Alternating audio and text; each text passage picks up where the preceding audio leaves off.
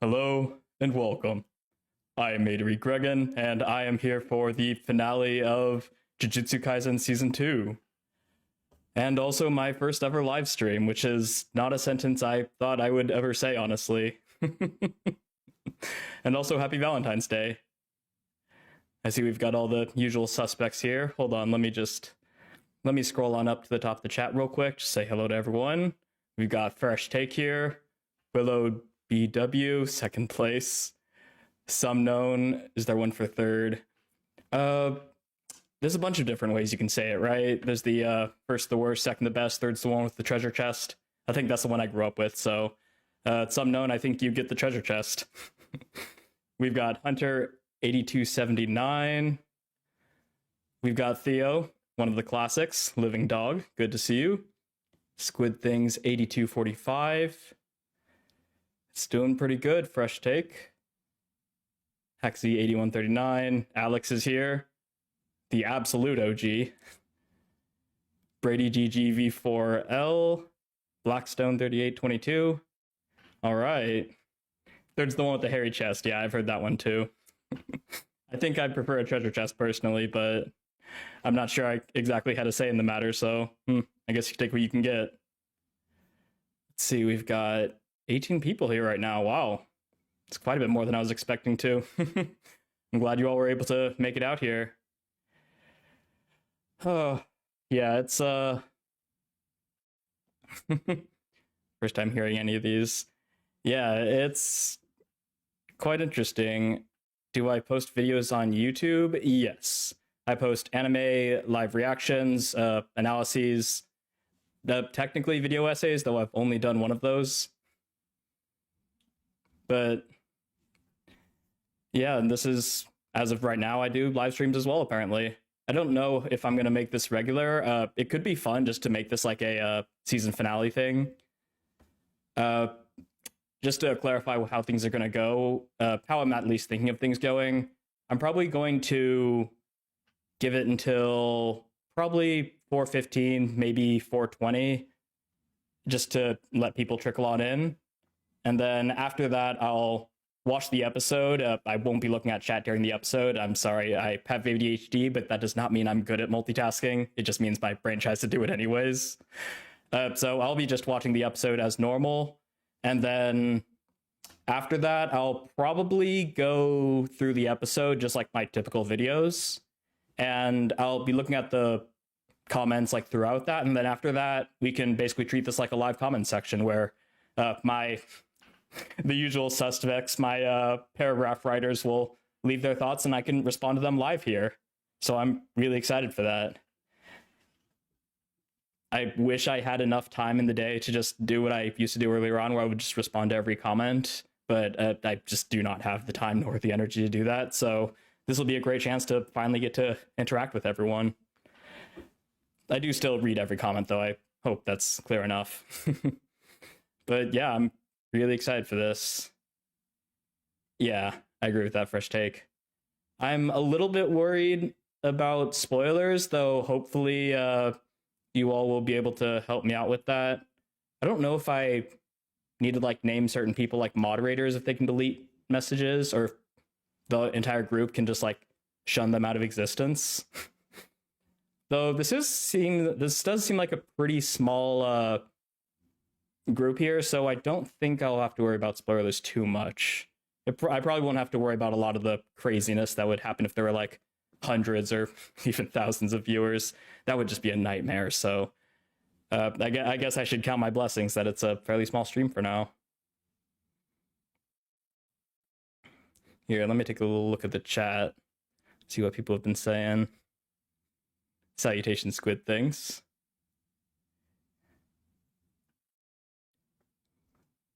Oh, the Pull of the Replacement anime. Yeah. So obviously that was pushed back a little bit because I am a little bit behind schedule. Season 3 is like 6 episodes in, I think, right now, or like 5 episodes maybe. So it'll probably take another week or two for me to get caught up, which means I think I might try to get that replacement pull out tomorrow or so, I want to have it up for like at least a full week, just so everyone can get a chance to get their votes in. And if you want to join Patreon to have some extra votes, you have a chance to do that as well. And of course, that's going to be a full video with the link to the poll. So yeah, that's kind of how I'm planning on doing things for now. But I'm kind of just seeing how it goes. And I have a couple different ideas for season 3.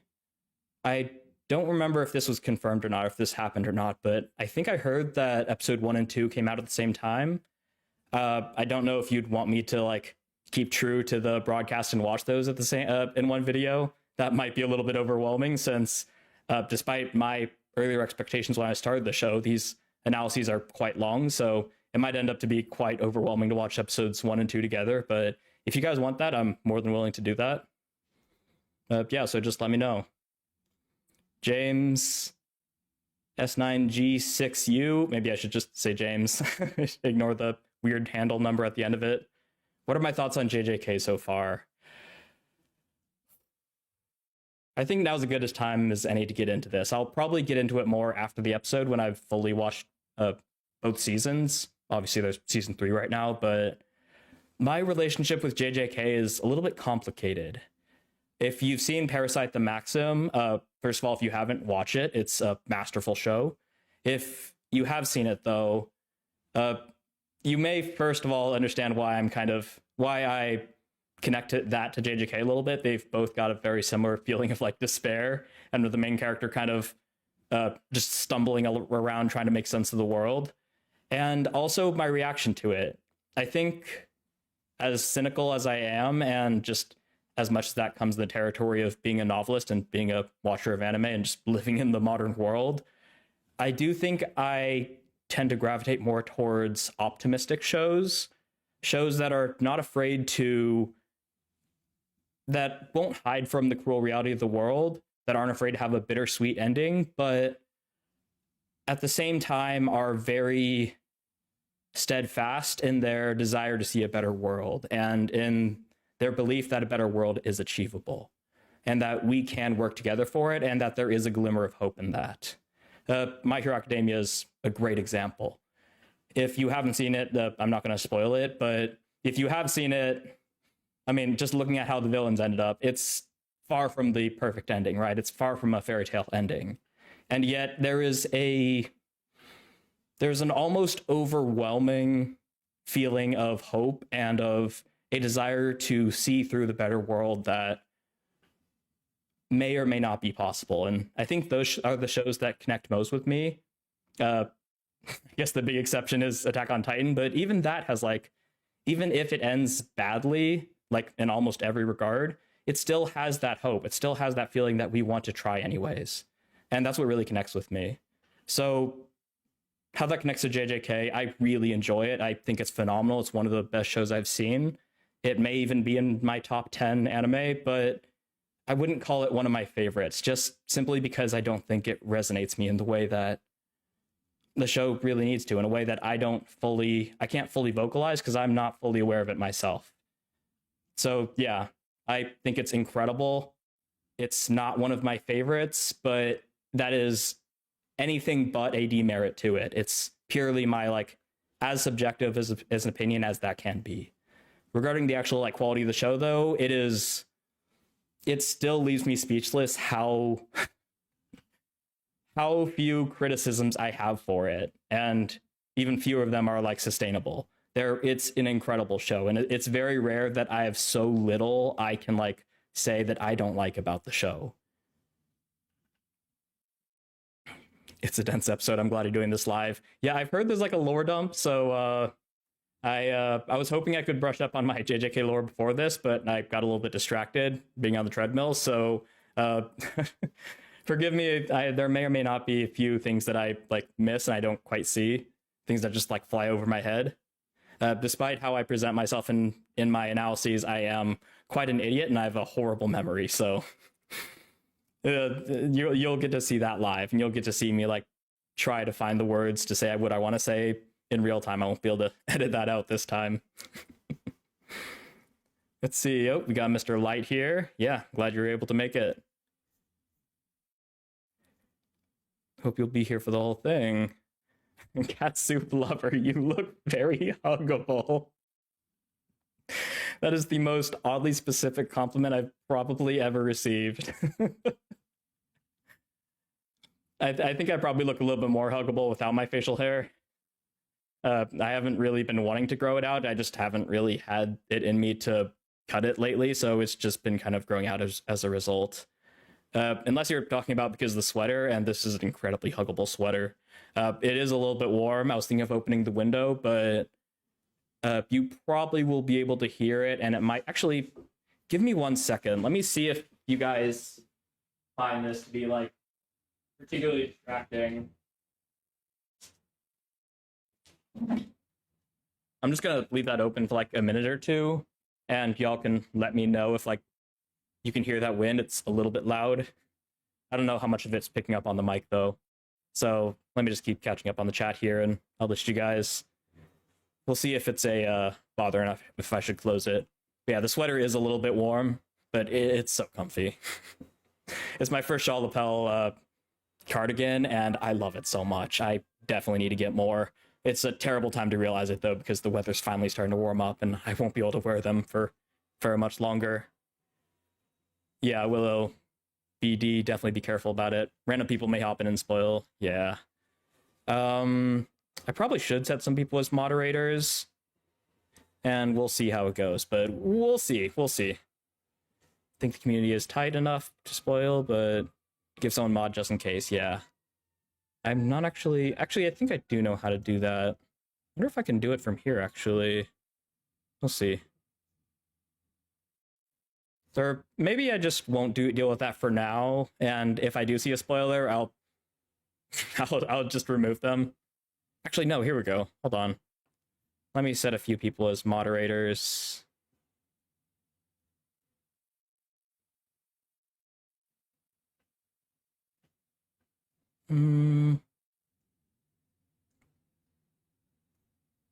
Standard moderator.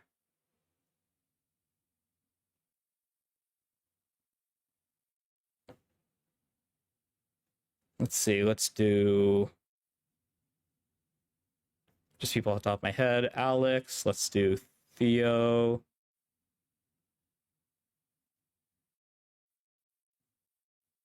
And I guess we'll just stick it at those two for now. The two truest OGs. If I see Keith further down the line, I'll have to give him one too.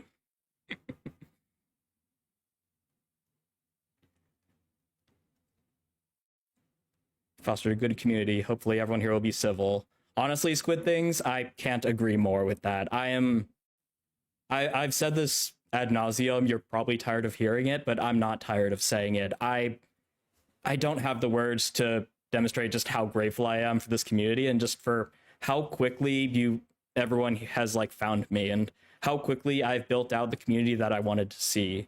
I'm not exaggerating when I was saying I was expecting to be talking to myself for half a year before anybody found me, and yet here I am far before that, and I'm already well over 500, daring 600 subscribers. It's unbelievable. I mean, I'm not gonna sit here and pretend like I'm internet famous with 500 subscribers. I'm pretty sure small YouTubers are considered like with a few thousand, but it really is quality over quantity, right? Like, I already have more comments than I can respond to, and I already, like, my time in between recording is practically filled up with just me reading the comments of people who are sharing their thoughts, and it's unbelievable, and it's elevated the experience of watching these shows so much more than I ever could have hoped for. I've mentioned before that this was kind of starting this channel, and the reason why I started doing reactions was sort of an excuse to get me to watch anime again. I could not have foreseen that the value I would get from watching anime would be just increased more than I have the words for, just from everyone sharing their thoughts and from getting Alex, whether it's Theo's character analyses, whether it's Alex sharing cultural or linguistic details, or just anybody sharing their thoughts. It's amazing. Yeah, I still don't have the words for it. It's just amazing. And it's only going to grow from here, and it's a dream come true. do I normally do lives like this? Nope, this is my very first one. In case you can't tell, this is a little bit scuffed, so we're gonna kind of figure it out as we go. Episode 8 will be on break for a week. Okay, that'll give me a chance to catch up a little bit. Is Strange Fate gonna be there? Yeah. I don't remember if you were the one who initially brought it up in one of my post comments, but I'm not sure what I'm going to do with Strange Fate. I'm definitely going to react to it as a big Fate head. I absolutely have to. I'm undecided, though. I think I might put it in my Saturday slot after I finish MHA Vigilantes, in my literally nobody asked for this slot, where it's just me watching shows for me, and the main shows will be what people vote on, but that'll just be stuff that I'm really enjoying, and if you really like my content, it's like kind of extra stuff. So I'll probably just watch it after I finish Vigilantes, which is definitely a show I'm still watching, and I haven't posted that in forever, because Saturday is just kind of my day I can fall apart a little bit. Okay, season 3 is on 7. First 2 episodes were released on TV, came out as a movie. Okay. Best to watch them together. Fresh Take saying after episode 1. That's a good point, yeah. If I still have like a soul left knowing JJK, and if I like have the energy, then maybe I could watch episode 2 as well. Brady GG, I love the show, but then again, I've only ever watched MHA, JJK, and Death Note. What a trinity of shows, my goodness. I feel like you've got to watch like Freerun to counterbalance it a little bit. You've got MHA on the hope side, JJK and Death Note just weighing down the scales. You need some Freerun to just brighten up your life a little bit. Okay, yeah, Fresh Take, the AOT ending talk. Yeah, I've got to be careful with what I say there, because this chat is just gonna light up if I start talking about the AOT ending. I'll just say it's peak. I love it, just to get it out there. It's my favorite story of all time. It might sound like a contradiction, and it probably is, but Mob Psycho is my favorite anime and show of all time, yet AOT is my favorite story of all time. That makes sense in my head. I don't know if that makes sense to you, but that's kind of how I see it. And Drew Tepen with the ninja. Don't worry, you have the paragraph warriors on my side. Absolutely, Sumknown. Absolutely. I have so many. There are just so many. My only complaint is how abusive mapper production is. Yeah. I mean, I've heard that season 3 isn't suffering from nearly as much, let's just say, production difficulties as season 2 was, which is why it sounds like it's all right to like not wait for the Blu-ray release, and also like the lighting that anime does isn't really apparently an issue on streaming services. So it sounds like things are getting a little better, but I mean, more than Mappa, that's kind of just like a Japan thing, right?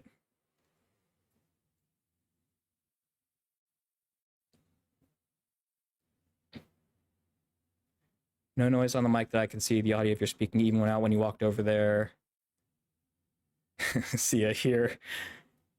Yeah. Okay, James, yeah. Mappa's much better schedule for the staff. Thank goodness. That's so good to hear. It's so sad and like almost frustrating that these shows that we enjoy so much are often really created out of like the literal blood, sweat, and tears of these animators and all these like technicians and everyone who works on these that like really get the short end of the stick, and that feels like the understatement of the century. I mean, they create such incredible art, and their work often goes like very much unpaid, often thankless. We're trying our best to thank them, but how much of that they really see? But they really are the unsung heroes, and I don't think any of us can praise them enough. Though it does sound, I have seen around that there are like flickers, talking what I was talking about earlier with like flickers of hope. There do seem to be like little flickers of hope for like a better future where that work culture is slightly improving, and that I think I saw a post that there was like a studio that's actually trying to give reasonable hours to like the animators, or the people who work at the animation studio. And if that succeeds, then we might actually see a world where the people who create this incredible art are properly rewarded for it, not just the people who told them to make that art. So fingers crossed, right? Much better, still quite bad, but it is something. Yeah, it's something. Every little thing we can take, right? Mod shall enforce the law. Yes, I'm counting on those too. Yeah, it's case for the whole anime industry. Mappa is very popular. Yeah, I mean, I think I've heard Ufotable is also. I mean, it's the meme, right? That they unlimited budget works, dodging the tax evasion, all that stuff. I don't know if those were actually ever proven to be true, if they were just rumors, but jeez. Paragraph knights now, yep, with the blue shields. Paragraph sorcerers. Reactors who really break down and process what happens are my favorite, especially JJK people think of it as just shonen slop, but it's so rich in themes. Yeah, Squid Things, that's exactly it. That's why I wanted to. That's the reason why I chose JJK. Obviously, when I started watching it, I didn't have a fan base. I didn't have like any subscribers. And the reason why I wanted to start with JJK was, for one, because season 3 starting up, and I wanted to start catching up with it before season 3 aired, so I could hopefully grow a little bit faster with an ongoing show that's popular. But more than that, I really think that shonen is not appreciated as much as it should be for how much it brings to the table and how much potential it has and how much it has to say. In my own stories that I write, I mainly write what I would say is in the shonen category. And I really like the ability of fantasy, and even something like JJK where it's urban fantasy, to create a mirror world of ours and use fantastical elements as allegories. And that's something that's so incredibly powerful, I think, and it makes it so accessible in a way that something like, let's say, Death Note, maybe. Actually, I haven't seen Death Note yet, so I shouldn't talk about that. But something how like a show that's set in like the perfectly real world and is like, it may be incredibly good and have a lot to say, but it's a lot less accessible to audiences when you have a very like gritty, like business world kind of story that may still really be really good, but just isn't accessible to a lot of people. I think shonen allows you to tackle incredibly difficult and challenging subjects. I mean, just look at JJK, right? The value of life, the futility of earnestness, looking at Nanami and Meimei. I mean, just look at Yuji with trauma, right? There's so many complicated and like dark, heavy topics that most people wouldn't want to just like watch maybe a war movie about. But if it's in the wrapper of a fantasy, of a science fiction story, it's a lot more accessible and it's a lot more palatable. So you can get those ideas and you can get that personal development without having to deal with all the grittiness of, yeah, I'm blanking on names right now, but like, all those war movies or those movies about like business tycoons and all that kind of stuff. That stuff that feels that's trying to be as real as possible, but does end up alienating people, because a lot of us go to fiction, to escape from the real world. And while I do think I've kind of made it my motto that I'm trying to change anime from escapism to an intellectual joyride, it is still escapism, right? I do want to still escape from the real world a little bit. I just want to come back to it and come back stronger and better as a result. So maybe I don't want to change it from escapism to an intellectual joyride, but I want it to be escapism and with a return trip of growth, of personal growth, right? And yeah, I really value that. In case you can't tell, I'm already rambling on. And what time is it? It's 4:29. I'm already going way longer than I expected to. But if you're watching this, hopefully you seem to at least enjoy me rambling on a little bit. So yeah. I don't like very many reaction channels. Most are really lazy. Your channel is one of the few that I legitimately enjoy. Well, thank you. That's really kind. I really appreciate that. And that's why that's another big reason I created this, right? It's to be the change you want to be. And most simply, I want to create content that I enjoy watching. And I do enjoy watching it. I'm not going to pretend like I don't watch my own videos. Oftentimes I do it to kind of get myself ready for the next video I'm about to record. I will just like watch my own video and kind of listen to my own thoughts and from the perspective of a viewer. And I do enjoy what I watch. So it feels really uncomfortable saying that because I have historically low self-esteem, but I enjoy the content I make. So, and other people seem to enjoy it too. So it's difficult to be too hard on myself when just the overwhelming feedback has been so positive, not only from other people, but even from myself. So I'm so glad to see that other people are enjoying it as much as I do, and that I was not the only person who was wishing that there was more to the reactosphere, as I call it. And I will always repeat this until I'm blue in the face.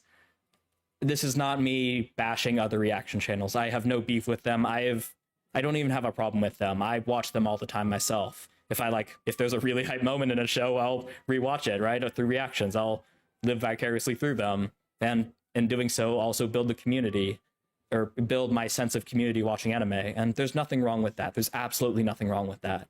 I just think it's a shame that there are not more people who really want to engage with the shows that they watch and engage from an intellectual perspective. Obviously, the reactors that do exist, they're fully engaging with the show. They're just not really thinking too hard about it, which is, again, not an issue I have with them. I just hope that there will be more people in the future who are like me, trying to really extract value from it, because I really enjoy it. Especially for shows like JJK, which have a lot of depth. Yeah.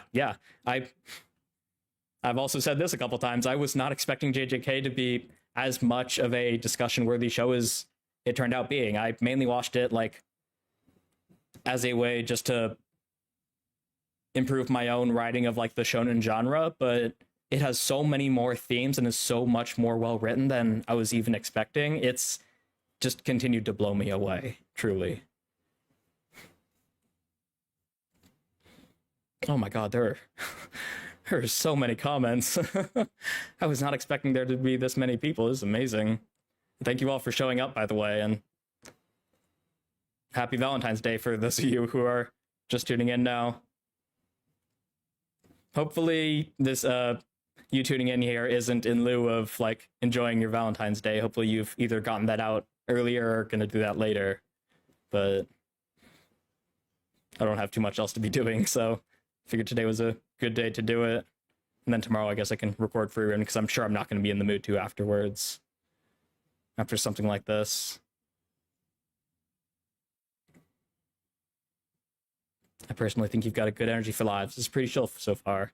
Thank you, Jon Snow. I appreciate that. It's my first ever live stream. I can't believe I'm actually doing a live stream right now, but I'm enjoying it. Funnily enough, Gege himself is also a big Fate fan. I actually didn't know that. Huh. I mean, it is a really good story, a really good franchise. The Nasuverse is incredible. It's a high, like, hurdle to get into it if you're not into it already, but once you're into it, like, you're never getting out of it. You're never getting out of it. And once you start playing Fate Go, it's all over. It's over. It's over for you.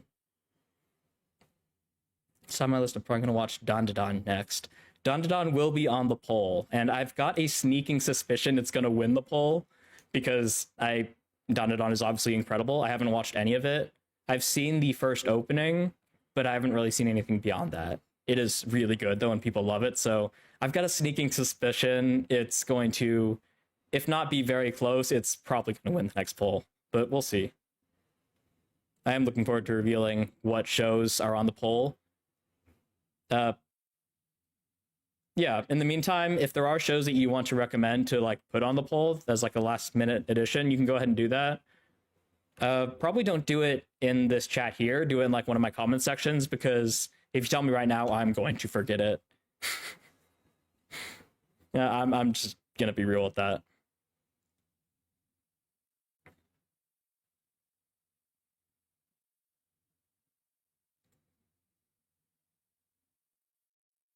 In my own way, I try to learn more about the animators who still decide to create art in such circumstances. They're truly talented and such passionate people. Honestly, they really are. Like, they really are. Alex, can I recommend Naoki Urasawa's anime adaptations for some near far futuro? I think it would go well with your whole format. Okay, I'm not familiar with that. At least I don't think I am. So I would definitely be interested, though. It's pretty clear the people behind season 3 love JJK. Maya Granado, it's pretty clear the people behind JJK love JJK. I don't know if you've watched season 2, but it's absolutely unbelievable the lengths they've gone to push it out of the typical format to really give it the life it needs to. I mean, not only, I mean, it's a 2-core show, but it's 23 episodes, which is already a little bit unusual. And then you have the fact that after the hidden inventory arc, after like the first 5-6 episodes, the entire rest of the season, like a core and a half, is just it's just what we've been in now, right? It's just the Shibuya incident. Like, the absolute balls you need to have to do that and to skew the 2 cores so heavily to create exactly the length of arc you need, and to not like try to pad things out so that the cores line up, because, you know, obviously seasonal shows there's a whole lot more to it than we think. There's a whole lot of like logistics to it. So the absolute confidence you need to have in your product to twist it that much out of the ordinary is just a testament to how much they care. And that's before you talk about the fact that they have changed the opening a couple times, which is really rewarding for people like me who watch it every time. I'm a little bit disappointed and salty that they didn't do the blackout change in the opening like right after episode 17, because being in the aftermath of Sukuna just devastating everything, and then seeing that in the opening it probably would have been another I have to like pace around in my room moment. But they've just done so much for it, right? They've put so much into it to make it come to life. There's so much love that just oozes from this show, from the production team. So now just remember, I still haven't written that analysis I promised for some episode. Oh boy, so I've got another big paragraph coming, another essay coming. Send it at me. I'm ready for it. I love reading them. It's such a joy. Like, I really wish I could respond to every single comment I get. And I probably could, like at the very least, I could say that's interesting or thanks for commenting. But I have this really frustrating like quirk in my brain where if I'm not able to say exactly what I want to, exactly in the way I want to say it, I just don't say anything. And I don't like that I'm like that, but I'm just kind of like that. So yeah, that's why I heart them though. I don't heart a comment unless and until I've read the whole thing. So if you get a heart from me, then that's basically my response to it. That's me just saying I've read the entire thing and I appreciate it. JC Alexei just got here. Don't think I've commented before. If I might have forgotten, but I've been lurking. Just want to say congrats on all the milestones. Quite enjoy your commentary. Well, thank you. I really do appreciate that. That's so kind of you. And thank all of you, of course, for being here. It looks like my viewers are dropping a little bit. Probably I'm just rambling on too long. They're here to watch the show, so maybe I'll get on the road for too long. But I mean, come on. I'm trying to read these comments and you all are just saying so much. Don't stop, of course, but there's so much passion, yeah. KyoAni, the only studio that treats their employers' decency. KyoAni is incredible. Yeah, the arson case. How many years ago now was that? That was just the most harrowing thing I've probably ever heard, like reading about something live. It is just absolutely tragic. And I'm glad they've been able to pick themselves up from it. Director is very creative this season, allows him to bring his full vision to life, which he couldn't do in season 2, which is saying a lot after my whole spiel about season 2. The fact that season 3 is even more like someone's vision truly being brought to life it's great to hear. I'm so excited to hear about that and to get into that.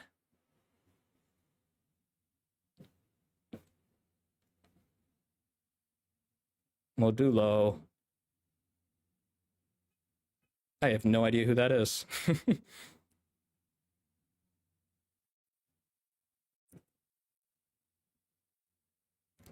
Oh, Ufotable doesn't actually spend much on his productions, treats employees very well according to interviews. However, they did commit tax fraud to pay for production costs and workers. Okay, so there's that duality, right? It's a bit unfortunate. People, they're actually doing fairly well, relatively speaking, and yet they've got their own skeletons in the closet.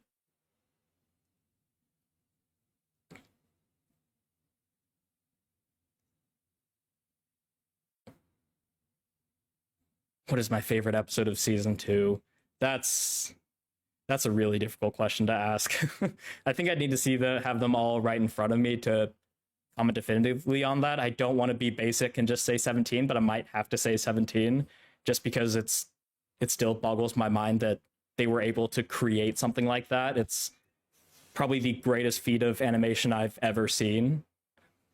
I mean, the Chainsaw Movie Man was incredible. I'm not even going to correct myself there, but it's a movie, right? The fact that a TV show was able to create JJK season 2 episode 17 is, yeah, it speaks for itself. There's nothing I can say that can speak better than what it really says.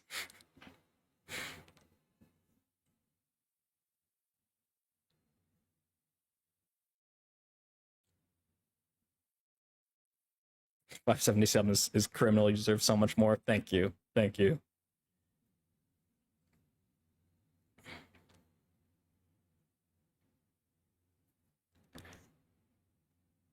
Okay, we got Catch in the house. Love your stuff, man. It's crazy how deep you're back. I need to watch Free so I can watch your reactions to it. Correction, you need to watch Free period. After that, you can watch my reactions to it too, but you do not need to watch Free for me. You need to watch Free for you. It's exactly as masterful as everyone says it is. It's every bit as good and more. So you need to watch it for you. It's so good. Domain expansion equals reality marble. You know, I've never actually said that out loud, but I mean, everyone who knows Fate, we were all thinking it, right? We were all thinking it. Got Yakuta as another good pick. Yeah, that's also going to be on the poll. Domain expansion, endless chat.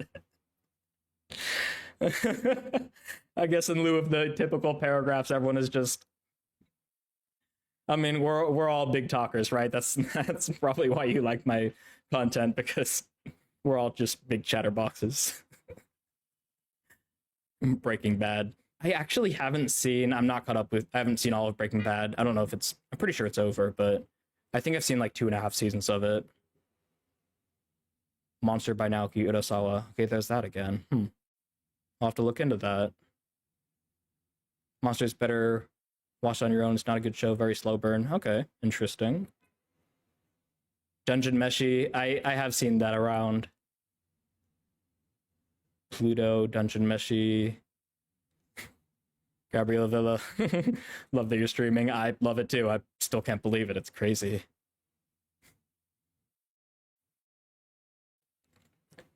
Witch Hat Atelier. I think I've heard of that. I don't know anything about it though.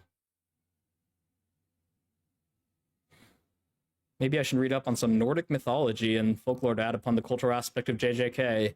I mean, no need to do your own research. Just check in my comments and read Alex's essays. You'll get plenty of cultural exposure that way, to both Nordic mythology and Japanese, and every other culture while you're at it.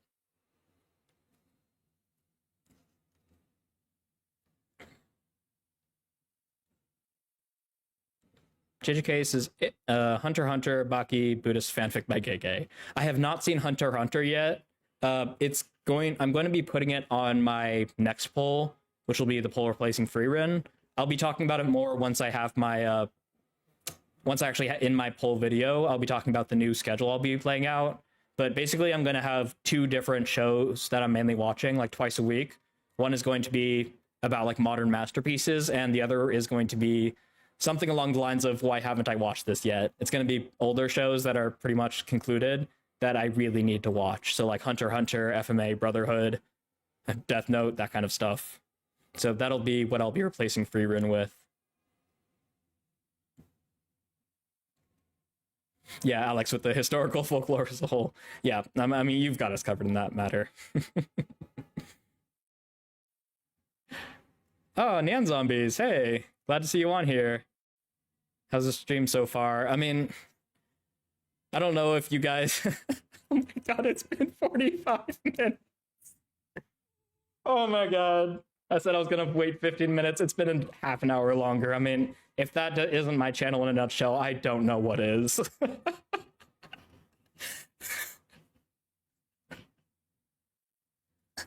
I can't believe there's this many of you still watching. I cannot believe you've all been just watching me ramble on for 45 minutes without having even watched the episode yet.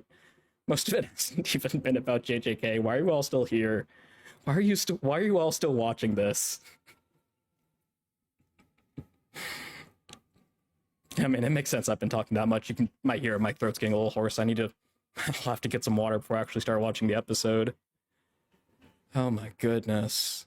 Yeah, but I'm loving it. I hope you're enjoying the stream as well.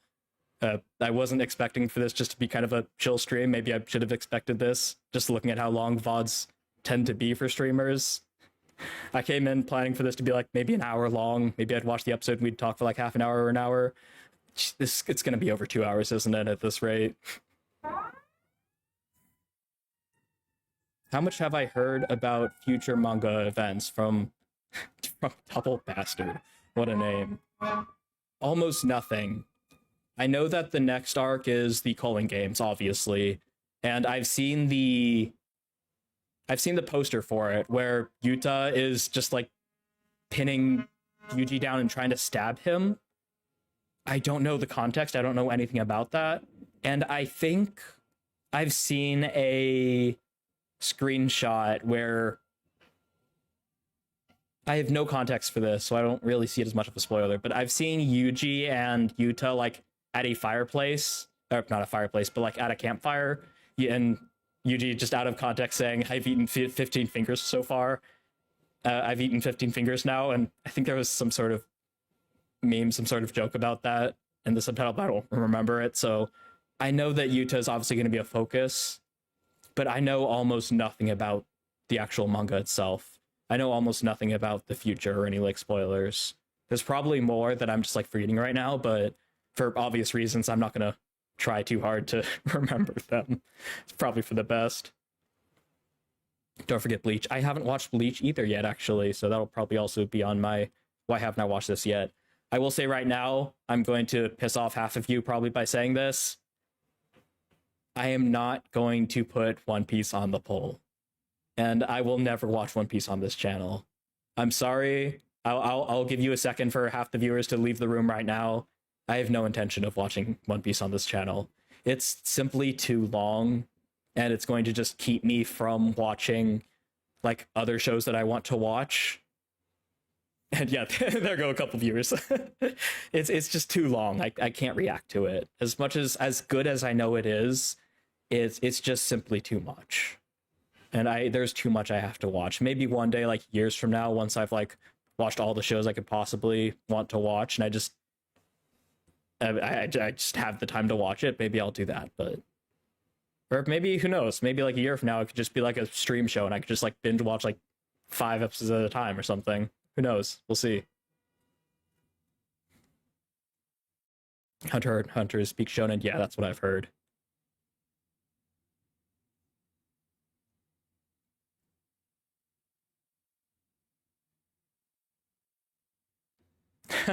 And Warner, have you seen Fate? Oh, have I? I say that, but actually I haven't seen as much as you'd expect me to. I haven't seen like CCC. I haven't seen obviously Strange Fake.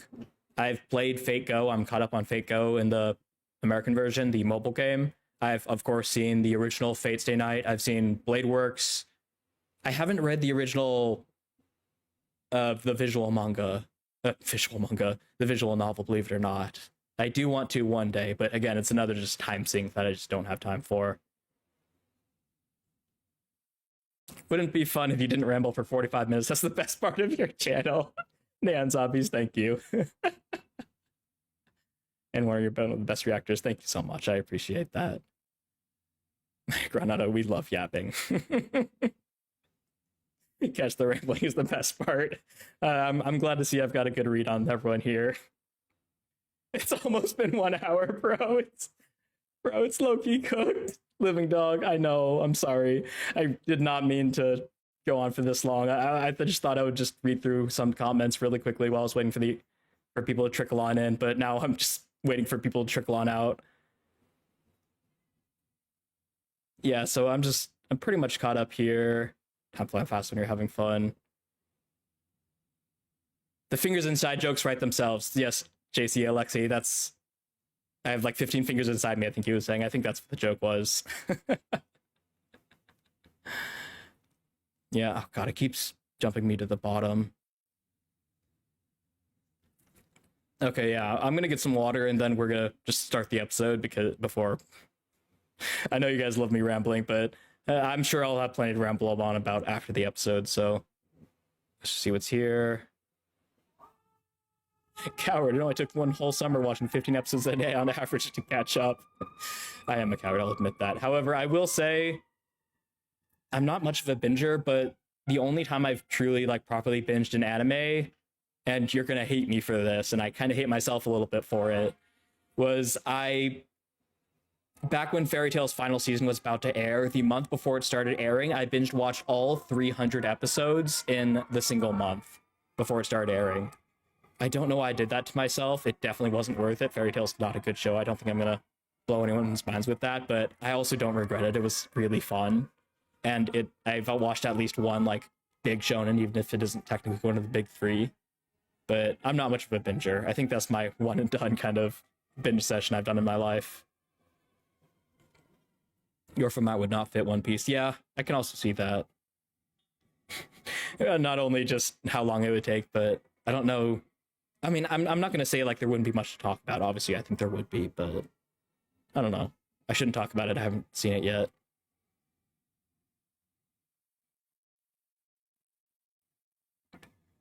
The only Fate I watched is UBW, and it was so good. But all the other Fates seemed like so much to get into. Blackstone, that's understandable. UBW is a good place to start. You should definitely watch Heaven's Feel, and definitely Fate Zero at the very least. And if you want more, then you can watch more from there. But if you've watched UBW, you can't not watch Fate Zero. It's so incredible. And I think I am adamantly in the camp that you shouldn't watch Fate Zero before any of the Fate routes, because the Greek tragedy that it like presents itself as doesn't really hit home, and it doesn't really have the proper effect that it should if you don't know how it's going to end, which is the whole point of a Greek tragedy, right? So I think it's best you've watched UBW first, but please, for the love of everything, watch Fate Zero. You will not regret it. I mean, you will regret it. It's like it's a lot like the Shibuya incident. You will regret it so deeply, but there's nothing quite like it. Double Bastard has a great idea. Just watch episode 1 and then episode 1100 and see how confused you are. That would be really funny. I could just have a One Piece stream where I'll just watch episode 1, episode 101, episode 201, all the way up to 1101. And I could just be the most confused person in the universe. That would be actually hysterical. Yeah, 100 plus hours for the Fate VN. Absolutely. Blackstone, Black Clover. I've seen like the first 60 episodes of Black Clover. I kind of stopped watching it. I wasn't super interested. It seems all right. Doesn't seem great though. There's some audio disturbance from the sirens outside, just letting you know. Yeah, I'm sorry. I live literally, my building is across the street from a fire station, so you probably will hear that. I'll probably close that like once we start reacting, just in case. But Kirei's my favorite character in Fate. Kirei's incredible. Kirei's just incredible. I mean, I prefer Gilgamesh myself, but Kirei is an absolutely amazing character. Fate Zero binge happening tomorrow for me, it seems. Blackstone, yes. For the love... Oh, actually, no, absolutely not. Please don't do that to yourself. At the very least, watch it in 2 binge sessions, but do not watch that whole thing in 1 session. You are going to lose your soul, and you will probably not recover until this time next year. Good lord. It's a lot. It's heavy. Manga reactions. Yeah, that's something I've been thinking about. I wouldn't do it anytime soon. Maybe late this year. It could be an interesting idea. I would like to see it, but it is a bit of a shame because obviously one thing I really enjoy about anime is just how many different aspects I can analyze it through. Like I enjoy watching the animation. I enjoy listening to the Japanese. I enjoy just watching how the direction plays out, how they choose the openings, that kind of stuff. You don't get that from a manga, but it is true that there are a lot of shows that not only will never get animated, but also that have been animated and really shouldn't have been. Like Promised Neverland, which sadly never, ever got a season 2. But shows like that are better just to read the manga. Yeah, it would be an interesting thing to add in the future on my channel. It's definitely not something I've crossed out of the idea. Okay, guys, he caught up, only took an hour.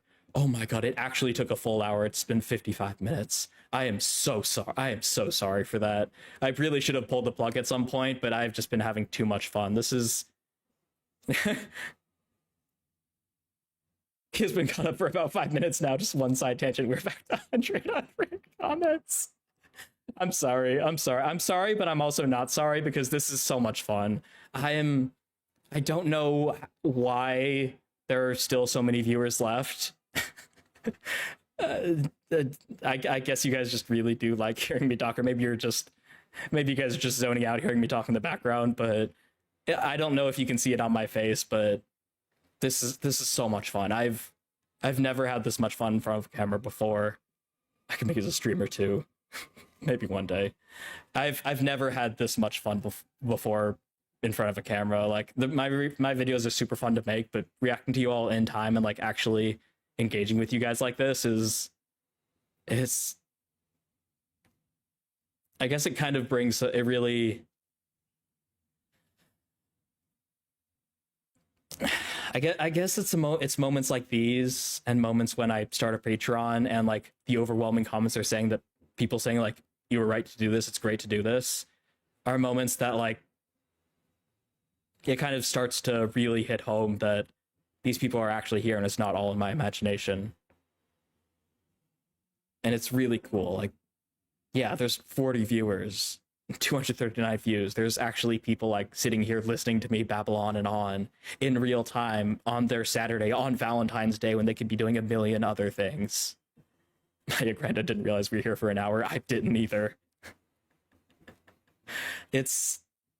yeah, I don't have words for it. It almost seems ridiculous that like I have as much self-doubt and self-esteem that I have, given how resounding of a success, at least to me, my channel has been, and just seeing this now, it's incredible.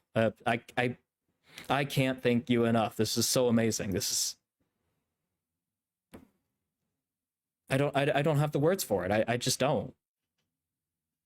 It's hard to believe that people would actually go out of their way on a Saturday, on a holiday, and just listen to me babble on for a freaking hour when I came here to watch a show and I haven't watched the show yet. How have like half of you not left yet? It boggles the mind. Your stream on the background while I'm grinding Elden Ring. I've actually never played that before. And it sounds like it's not something I'd ever get through. I'm not a good gamer. I'm not much of a gamer, honestly, at all, so... never reacting to the anime, just gonna read comments. I'll get into it in just a minute. It's 4:59. I mean, it's been a perfect hour, so I think if there's ever a time to get to the episode, now's a great time, so... starting some work on the side, good.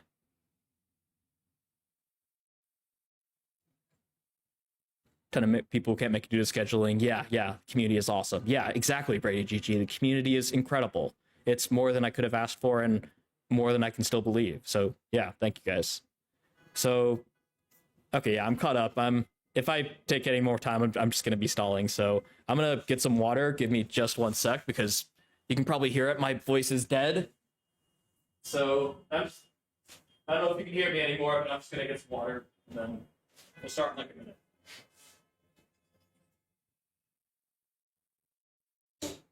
It's a studio apartment, so you can watch everything I do.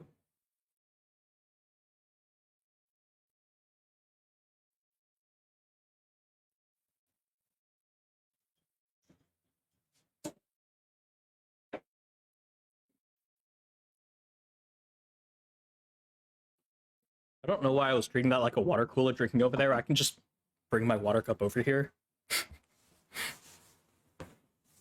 I was about to just hang out over there for a minute while I drink my water. But it's a cup. It's a cup. I'm at a desk. Let's just bring it over here. Good lord. But such is my brain. Such is my brain. Gaming channel where you die to bosses and analyze the attack animations would be peak.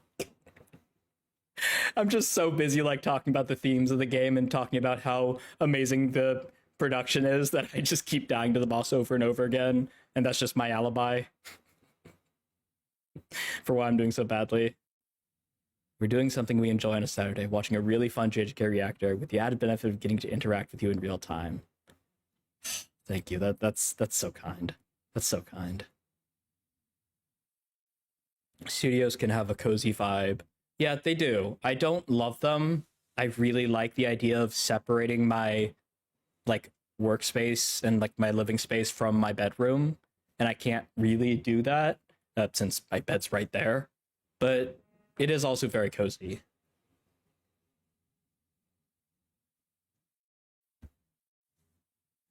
Mr. Light, it's midnight for me, so I got all night for you, good sir. No. Hard stop. I'm gonna boot you real quick so you can go to sleep. I'm kidding. I'm not gonna boot you. But for the love of everything, Mr. Light, please get some sleep. I'm an old man, if you can't tell by how I dress. I'm actually 83 years old. I just take care of my skin. So I go to sleep at like 8 at night. Don't be up at midnight. Come on, man. Unless you're bar hopping on Valentine's Day, which you're clearly not because you're watching this. Please get some sleep. After I watch this, of course. After I end the stream. Dude, I low-key just wasted an hour. Why didn't I at least grind some video games? No, man, this is perfect. This is exactly how you want to do it. This is so great for your attention span. You just watched a man ramble to live comments for a whole hour. You know what that says about, without like playing video games, you know what that says about your attention span? You have a rare gift of actually being able to focus on something. That's incredible. You know how hard that is to get these days? This is the first community stream. Most of us are happy with this. Yeah. I really should have done a stream where I'm like not watching something and I'm just talking to you guys so I could get all this out of the way. But then again, I guess a lot of people probably wouldn't come if they knew JJK wasn't coming. But then again, people haven't left yet, so... Oh no, Brady GG, sick today. I hope you get better. I'm sorry to hear that.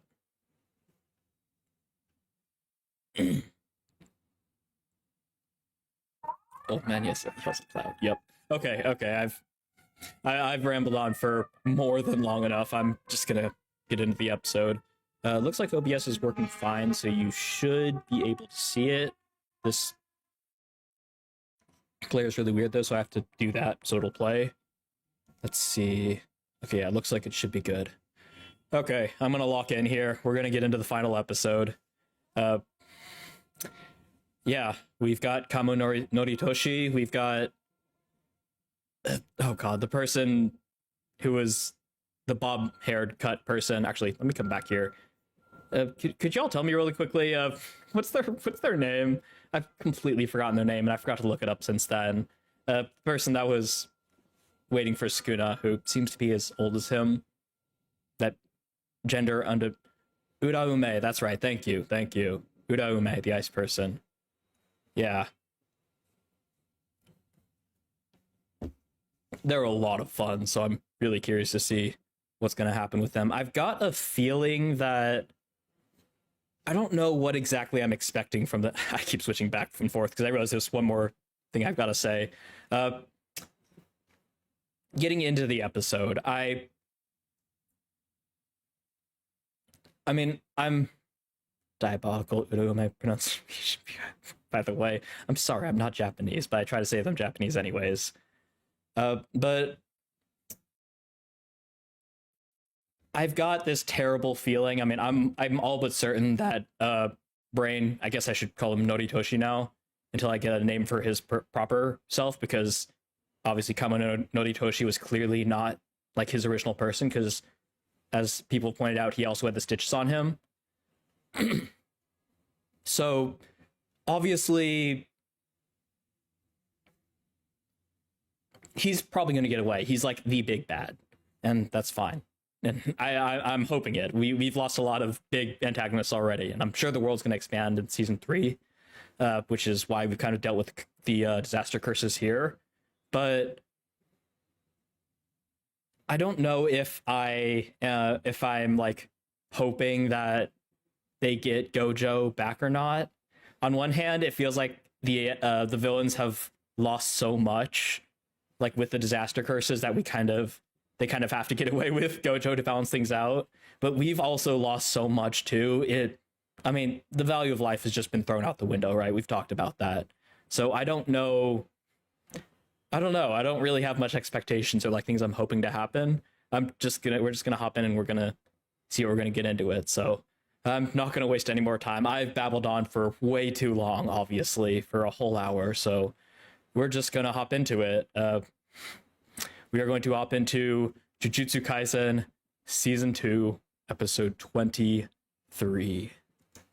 The season finale. Oh, hold on. There we go. Oh, and the final time we're getting this opening. Oh my god, I'm gonna miss it so much. I'm really excited to finally hear Aizo, though. I think I accidentally heard a little bit of the chorus when I was doom scrolling on YouTube Shorts. But I haven't heard most of it, and I haven't seen like any of it. I have heard I shouldn't watch it for the first 3 episodes. I'll bring this up again after the episode because I'm obviously not looking at chat right now. But I don't know, I'll let you guys decide. I'll talk more about it after the episode.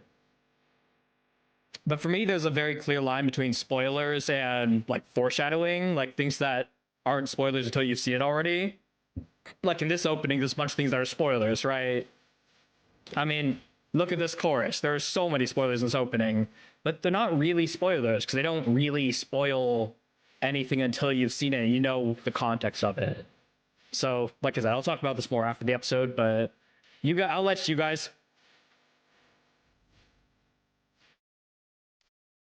They added Shoso into the lineup? Oh, that's so good! What a great addition. I'm pretty sure that was Choso, right? Or was that the other guy? I'm pretty sure that was Choso. But no, Choso doesn't have a sword, does he? Maybe I'm just crazy.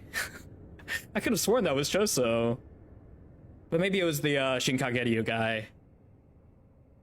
I'll have to go back into it after the episode. We'll see, but yeah, I'll talk more about like the Aizo afterwards. And she's here, yeah. Way to rid the cursed spirits from our world. Yeah. But this isn't really him. We can just finally see how she fights. Laru.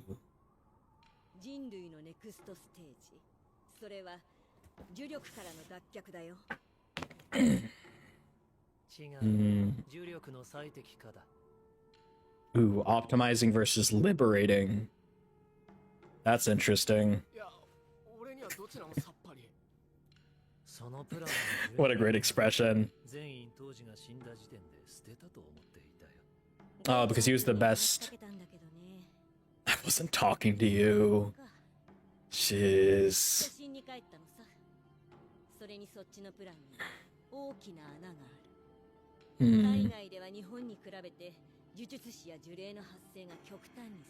Oh, really? So it's mostly just in Japan. That was obviously the, I forgot his name, the guy that... Okay. Hold on, I was distracted. Using Tengen to optimize cursed energy. Using Tengen to optimize cursed energy. Only people here would become cursed sorcerers. And they would rule the world as a result. Especially that superpower. Ugh. Korekara no Sekai, right? World from here on.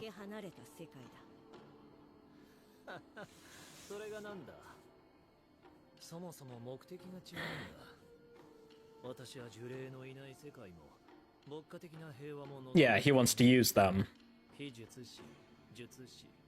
I imagine anyways.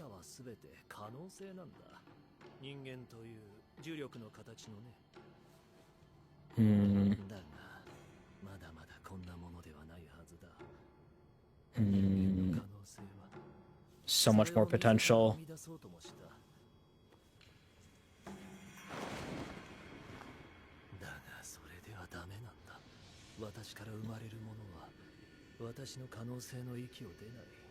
Everything I was created was limited by me.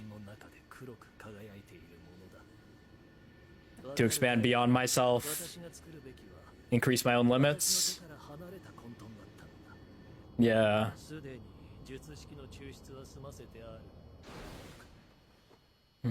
There it is again with the extracting the technique.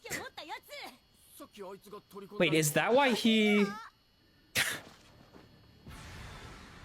Oh no, so he just has the technique. That's why he was willing to throw Makito away using...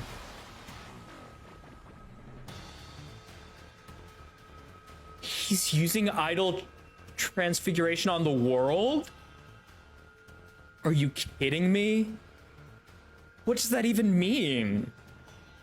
Is he changing the shape of the soul of the world? He's not reaching out to... He's not reaching out to Tengen, is he? What in the world? They're absorbed. They stop growing.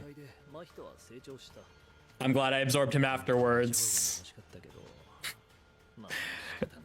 Yeah, Skuna kind of dealt with them.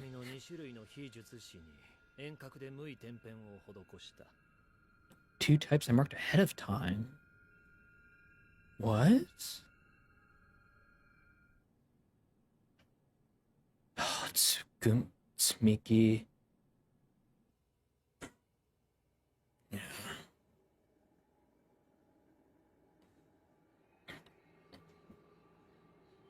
Is this the first time we're like properly seeing her in real time?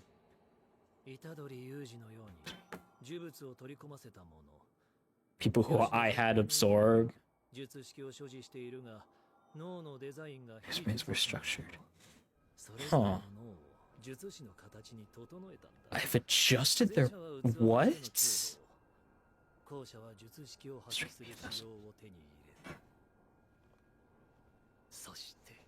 So unlocking their limiters, basically. Release the seal. Objects. When I'm... What? You did that? Is this the Culling game? What?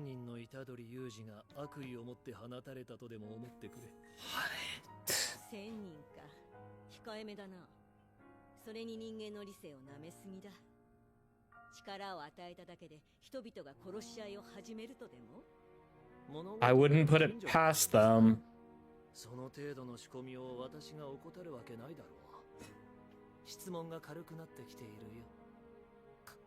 That was a great panning shot. She got her expression. Oh my god. They're having so much fun with her. And I love how it's just her. She's the only one getting that treatment. Ooh, are you running out of energy?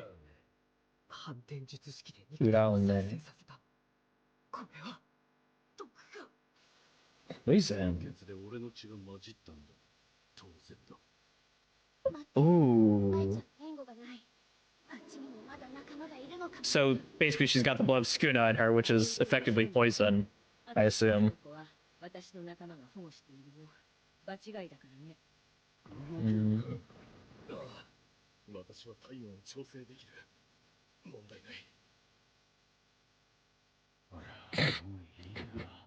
Yes, you are. After what you did last episode, don't you dare stand up after that. I've been making pacts with.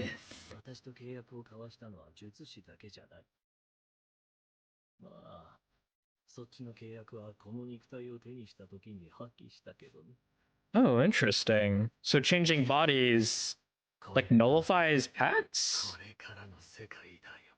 これからの世界よ. Whoa! Now that's a maelstrom. An Uzumaki. That's beautiful.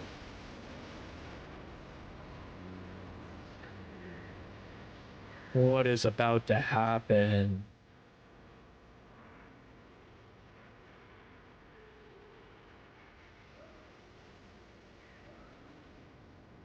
Okay, I changed back what I said. You should probably stand up.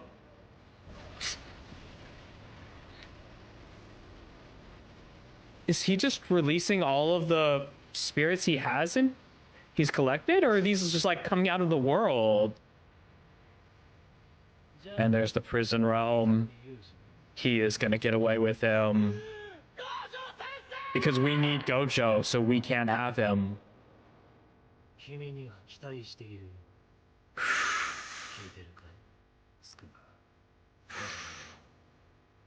Starting again. The world of Heian. A world of dog eat dog.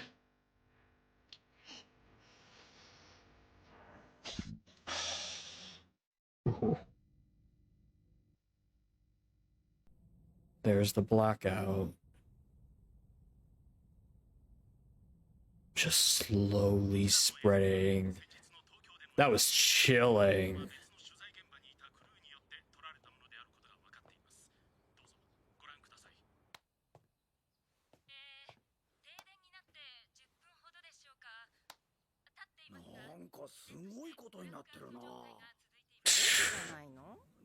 Tell me about it.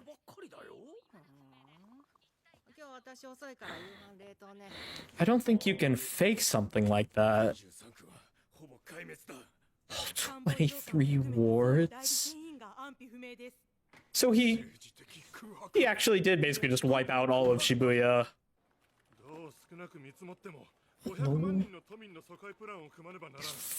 Jeez.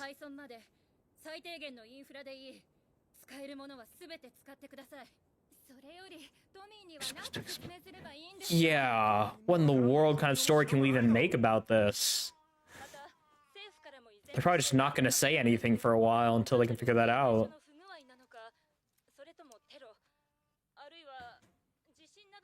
An earthquake. What in the world kind of earthquake could have done that? Oh,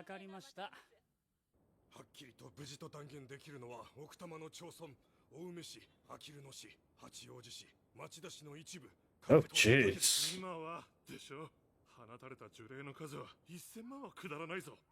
全域を避難命令区域に設定するんですか？その後立ち入り禁止区域とする。まさに人外魔境さ。それより発表はどうするんですか？どこがやるんですか？ The whole world order is about to fall apart. I guess at least in Japan. I don't know if it's beyond. Seems to just be in Japan mainly. どうすりゃいいんだよ。 That's the question of the century. We just need to do what we can. Yeah. That's all you can do. Yeah. みんな死んだらロビングもクソもないでしょう。鑑定機能大阪へ。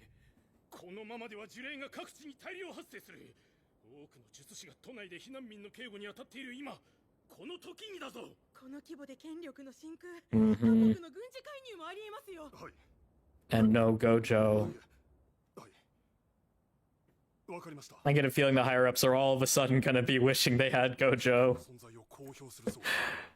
for all the shit they talked to him. 存在を公表する？マジで言ってんの？ They're pulling that card. 発生するものとして公表するそうだ。 一般人の磁力の露出を東京へ促し、呪霊の発生を Oh, interesting. だから関空ができた時、伊丹を移転候補地として推したんだ俺は。逆に良かったんじゃん。 Change the narrative so you change the public's reaction to it. It'll make the fear stronger there, but it'll be a lot more limited. 依然として停電が続いておりますが、どことも連絡が取れず、また何らの発表もないため、原因は不明のままです。これがいつまで続くのか。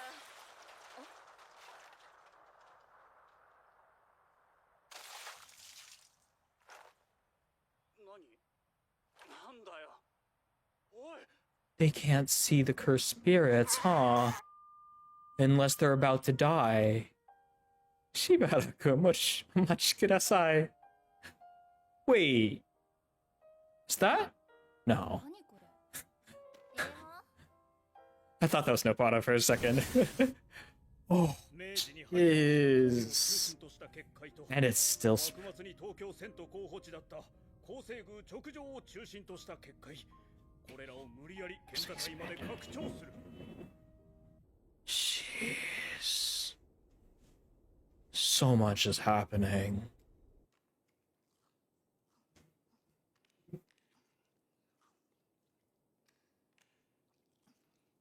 And of course, as cursed spirits attack people, the fear is going to increase, and it's just going to be a positive feedback loop of terror.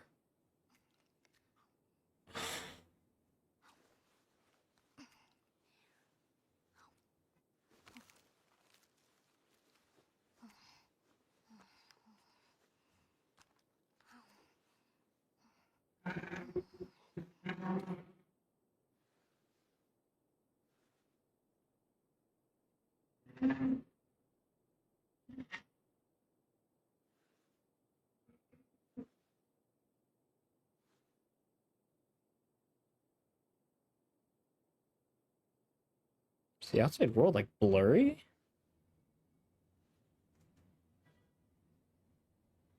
Oh, never mind. Now it's gone.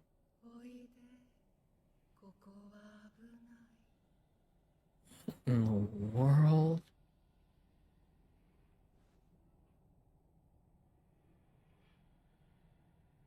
What is that? I assume just a... Well, it's talking. Ugh. Okay. お母さんは？ She's here too. They're all here. Yup. Whatever convinces you to come. 私に弟は？ Hey, there we go. Got some people trickling back in. Is the audio good? Can you hear me?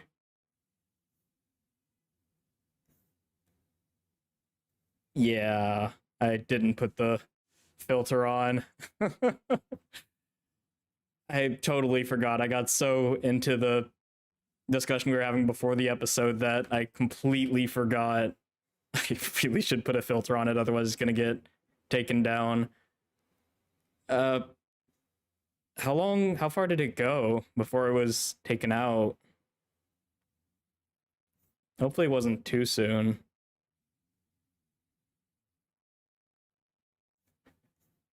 And hopefully they still captured that. We'll see if we can get it. We're getting into the politics. Okay.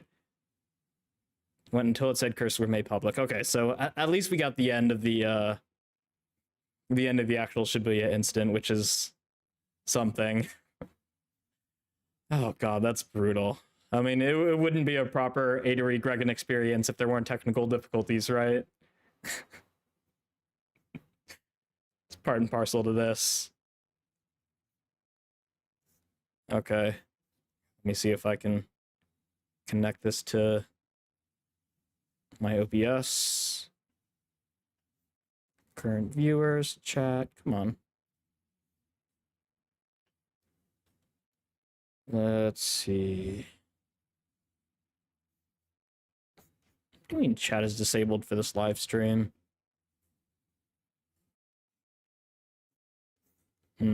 That's weird.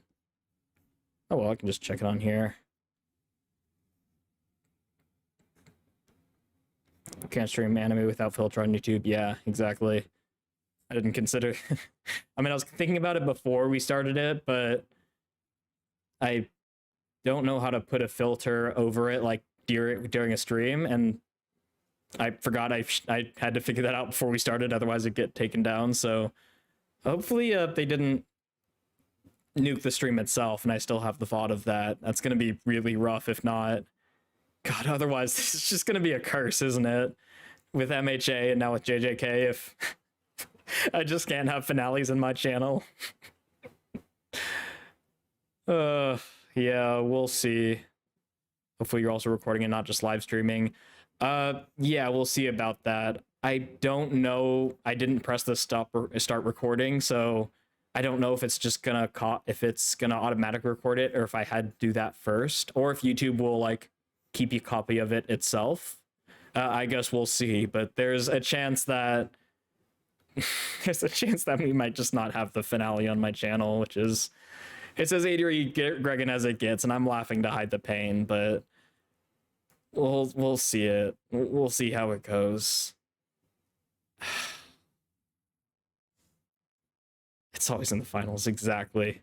The classic reenactment of the reaction. Yeah, but in this case, the audio would probably be gone too, so I guess we'll see. Ay.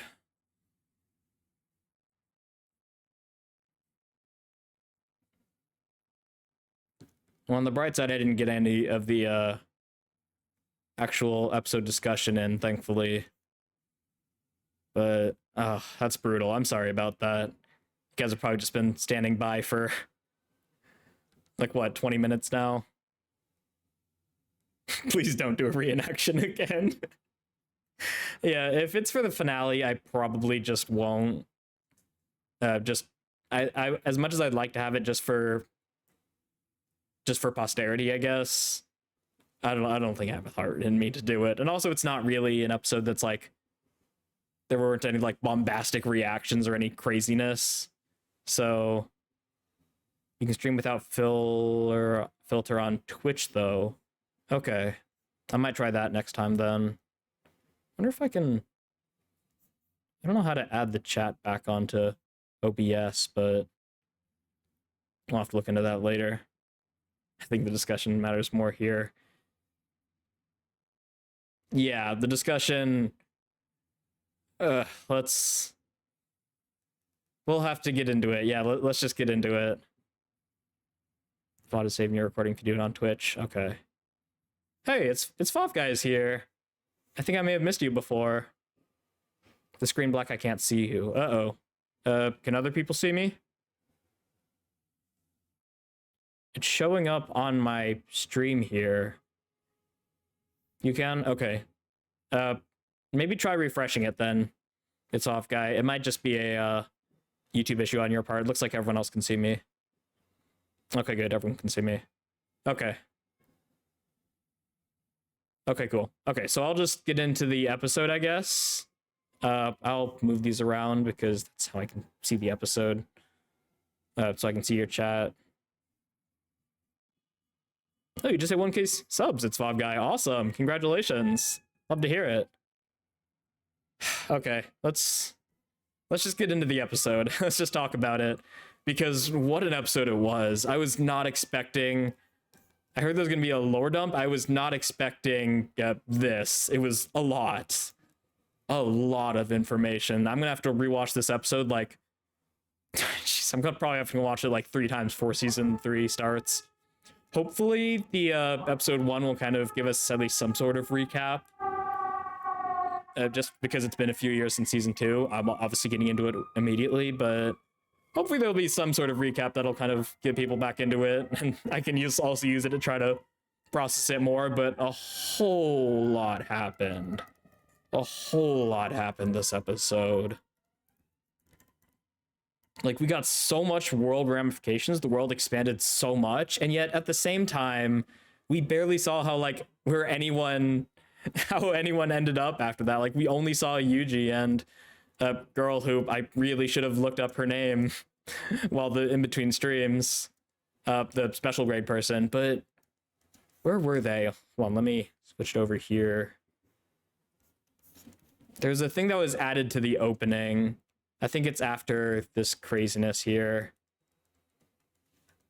Let's see.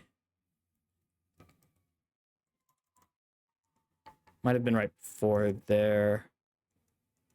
Yeah, there it is. There's a new thing they added to the opening. Oh, it's YUTA. I think the tired eyes is why I thought it was Choso. But obviously he doesn't have a sword. What a absolutely sneaky thing to sneak into the opening. You're kidding me. They put Okotsu in the opening. The absolute balls of these people. Oh my goodness, that's actually insane. That's actually insane. No recap, okay. Oh my god, I cannot believe that. I can't believe that. And people who skip the opening aren't even gonna see it. Like, why would you, that's crazy. They just did that because just for the hell of it, didn't they? They just did it for the lulz. That's awesome. I love that. One of my favorite things in anime that's unfortunately super rare is actually like putting these changes into the opening and having it evolve with the time. So it always makes me so happy when they do it. And I didn't expect, maybe I should have expected that JJK would do it, since they're all obviously playing around with the openings with the hidden inventory arc only going for like 5 episodes and switching on to specials. But we get in the episode and immediately we get one of these, just this panning shot. And I didn't realize the episode started with this. I think, unless it's just inverted from what I remember, I seem to remember a panning shot to the right. Maybe it's later in the episode. They just pan it back over, but I don't know. Something about just this straight pan is just, it's so great. Just building the tension. And obviously, yeah, these two people staring each other down. And then we get a whole lot of people talking about what they want. Oh, was he talking during this? Subtitles weren't playing. Hold on.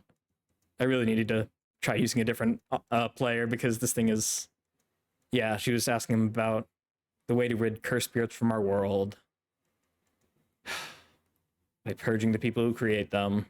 Regardless of which method is pursued, means advancing humanity to the next stage.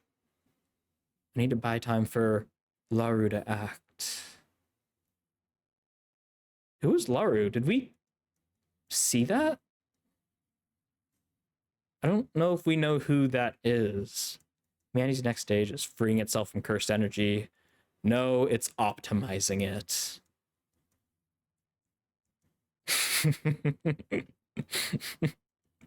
The animators had so much fun with her this episode. I thought you already gave up on your plan when Toji died, because he was the exception of all exceptions. He was our best hope. I wasn't talking to you. I was trying to bring him out, but it doesn't work, unfortunately. Going back to my original idea. And we see this guy who's, I believe he's in Africa right now. Extremely few sorcerers and cursed spirits emerge in other countries compared to Japan. So Tengen's barrier should be indispensable to your optimization plan. Tengen's barriers. Using Tengen to optimize cursed energy would mean only the humans of this nation would become sorcerers, which would completely shift the balance of the world and also wouldn't be acceptable. A monopoly that, especially America, would not just let happen. Yeah, it would start a war, right? Because, like, what else would it do? I mean, you can't diplomacy that. Flesh and blood humans would become an energy source. It's easy enough to imagine what misfortune that, yeah, and how much worse that would make just the whole threat of cursed energy. It's the furthest thing from what I want. So what? I wasn't expecting us to get along in the first place. I don't want peace or a world without spirits because they're useful. They're all part of achieving the true potential for the shape of cursed energy that is mankind. That shouldn't be anywhere near their full extent. There are possibilities for mankind at night. That didn't work out.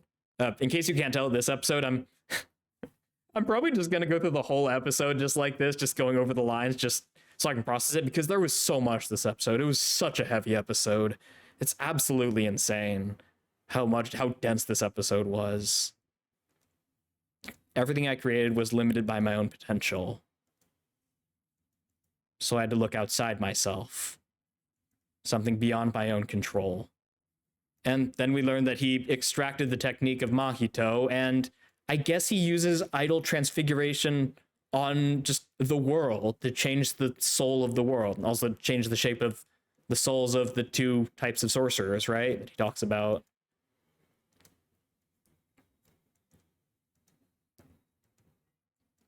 I want to have Jogo, but thanks to Mahito growing, his strength is stronger.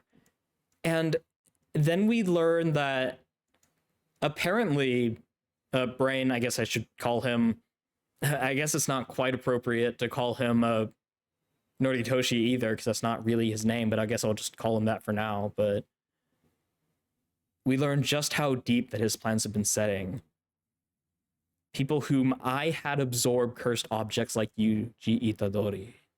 And then people like Junpei, too soon, who have cursed techniques, but basically whose bodies were structured like non-sorcerers with limited potential, right? Now their brains can match those of sorcerers, so they're going to have a lot more strength, and their limiters are basically going to be released. The ability to activate their techniques. Yeah, because Junpei couldn't really do it on his own, right? He basically, if I remember correctly, I think it was Mahito who effectively unlocked his potential. But now other people like him can just have it. So we're just going to have sorcerers, we're going to have curse users just running rampant. And I've released the seal on those cursed objects. Tsumuki's awake, and however many other people. Yeah, that seal, it's the same symbol that's on her forehead. It's probably on a bunch of other people who are like in comas, apparently due to him. Crazy. I'll have them kill each other to deepen their understanding of cursed energy. Creating a new world from here on out, right? Unleashing 1,000 malevolent Yujis. I mean, malevolent's a strong word, but yeah, here it is. The panning shot they have just panning back over from her to him. You're underestimating human rationality. I don't think it's possible to underestimate human rationality. It's kind of weird to me that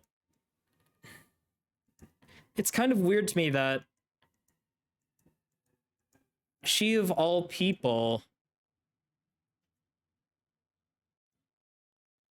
believes in human rationality.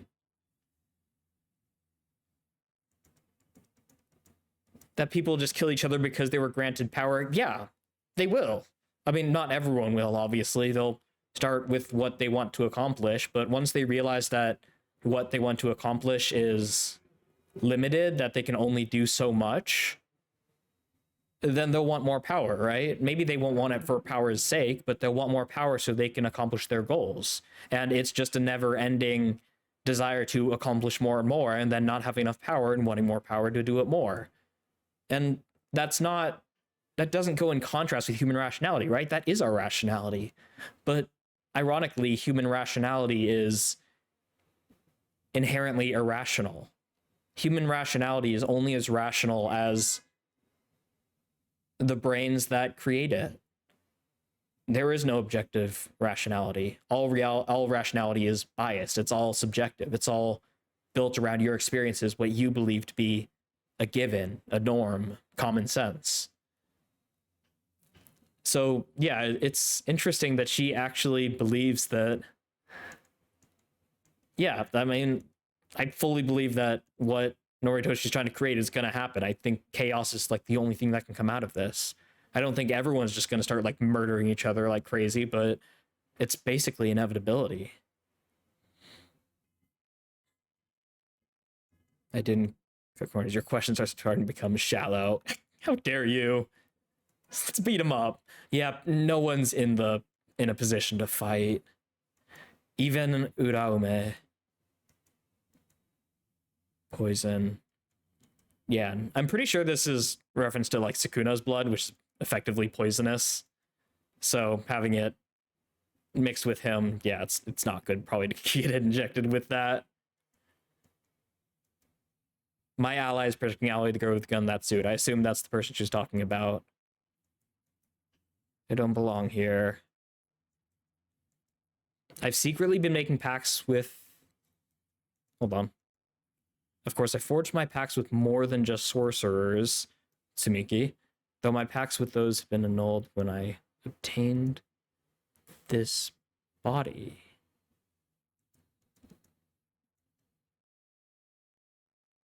What?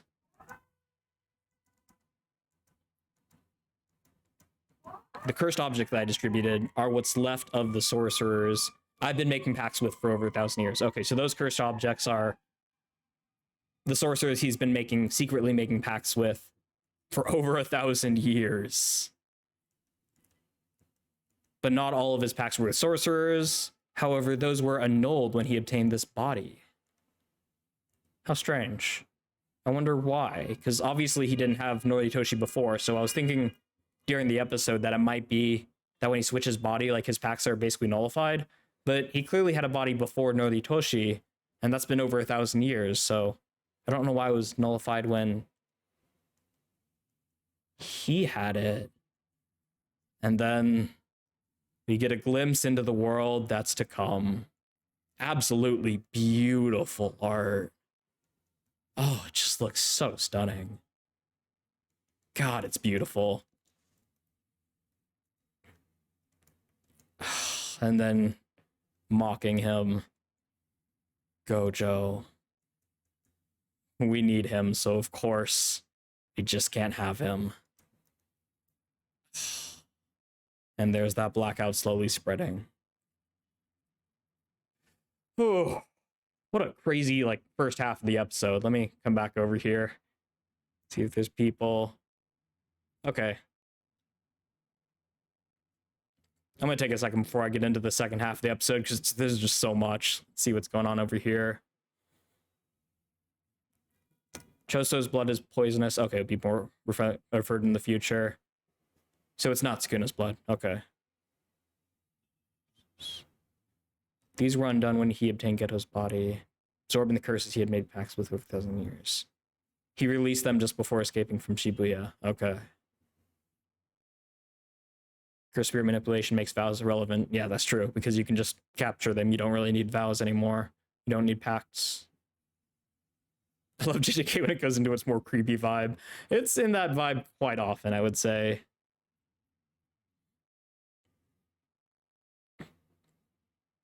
There's commented more about copyright strikes. It looks like they have a warning system, so that won't actually affect my channel, thankfully, but it looks like if that happens again, there will be a strike, so I might look into doing this on Twitch in the future. So we'll see. But yeah, pausing and skipping has historically not been an issue for copyright. Laru from Geto's family, the nipples guy in the movie in episode 16. Oh, okay. Gotcha.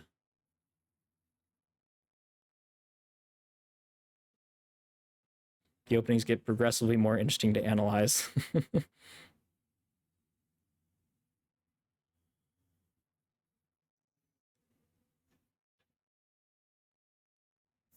Okay.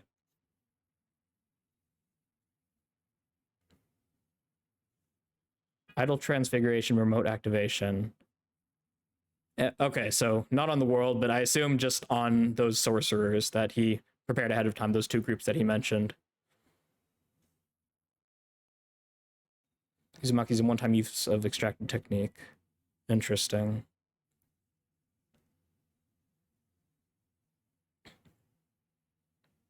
Remember to not keep VODs on Twitch. Yeah. Okay.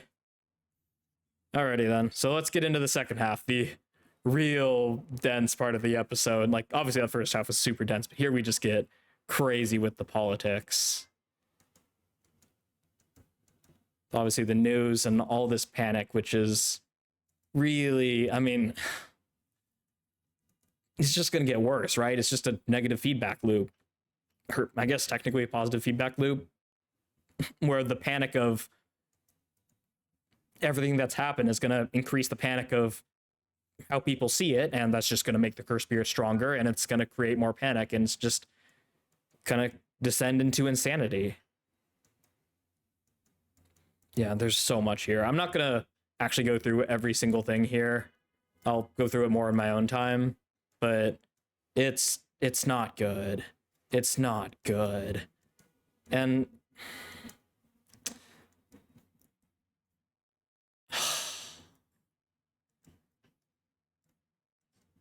like, what do you even do about this? What do you even do about this? It looks like the higher-ups have decided to pull the insane card of actually letting people know of what's going to be happening, but to a degree, spinning their own story of it, of course. Going public with cursed spirits. They intend to announce that cursed spirits only arise in Tokyo, to direct the populace's leaking cursed energy to Tokyo and limit the outbreak to there. Yeah, because if you just go public with it, because, I mean, cursed spirits are basically everywhere, they seem to be concentrated mainly in Japan. If you just say that they're everywhere, then panic's going to be everywhere, right? But if you limit it to Tokyo, then people who are not in Tokyo are going to be like, oh, thank goodness, I don't have to worry about that too much. And the less they worry, the less negative energy they'll produce, which will effectively be its own semi-solution to the issue. Now, that means their negativity will be directed towards Tokyo, and people in Tokyo are going to be freaking terrified, and a lot of people are probably going to move, but it's going to concentrate it in Tokyo. And since obviously manpower is going to be a huge issue moving forward, it's the best solution, I guess. I mean, it's certainly better than just still trying to keep this out of wraps when you realistically just can't anymore.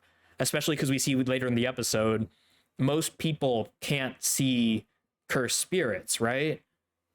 So they can't see it, like, unless I believe the two addendums to that, the two exceptions that they mentioned, like in episode 1 of the show, were certain areas that are like dense and cursed energy, or in like life or death scenarios, which we see, like, people are just getting killed not knowing what's happening, because until the second, like, basically the second they die, they can't see the cursed spirit. So just, you can't keep this under wraps anymore. Not just because of the instant, but what the world's about to become.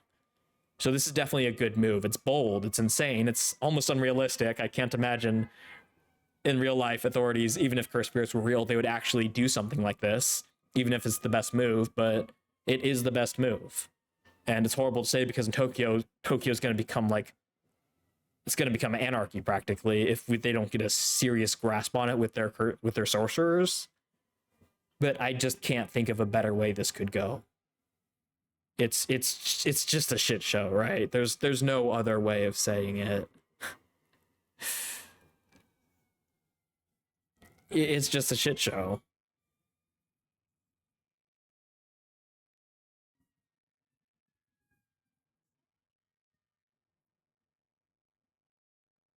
Like we were talking about spoilers. Yeah, I saw one comment was removed, so it doesn't look like this chat's like super heavy on spoilers, but I do appreciate the mods for keeping on to that.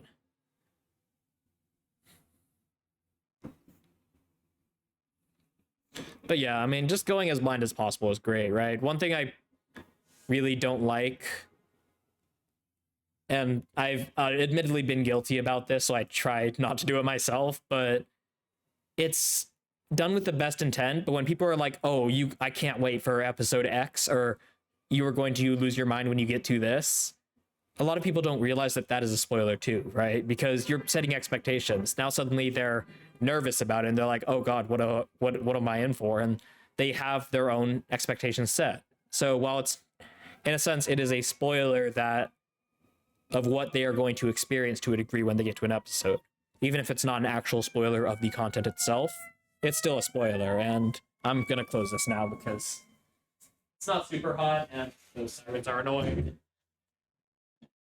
But yeah, so yeah, I appreciate the mods.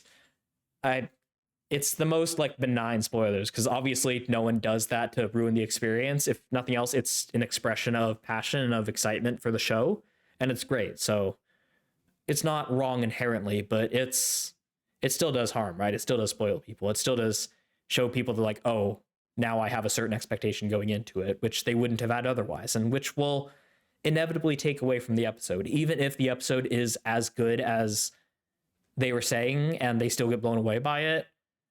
They will have walked into the experience expecting a certain something, which will fundamentally change how they react to it. I mean, a lot of the fun about things like episode 17 is that it comes out of nowhere, right? Thankfully, somehow I wasn't spoiled about that. So I had no idea what I was getting into it. And it just blew me away. So there's my little spiel about spoilers, but yeah, Fresh Take says it. Part of the experience is going in blind. Again, it's not done with ill intent. It's the opposite. They're just that excited about the episode, but not intending for it to change your experience doesn't change what the effect it has, right? Like what I've said, if you've watched my free run episodes, I've mentioned this, I think, a few times on my channel, but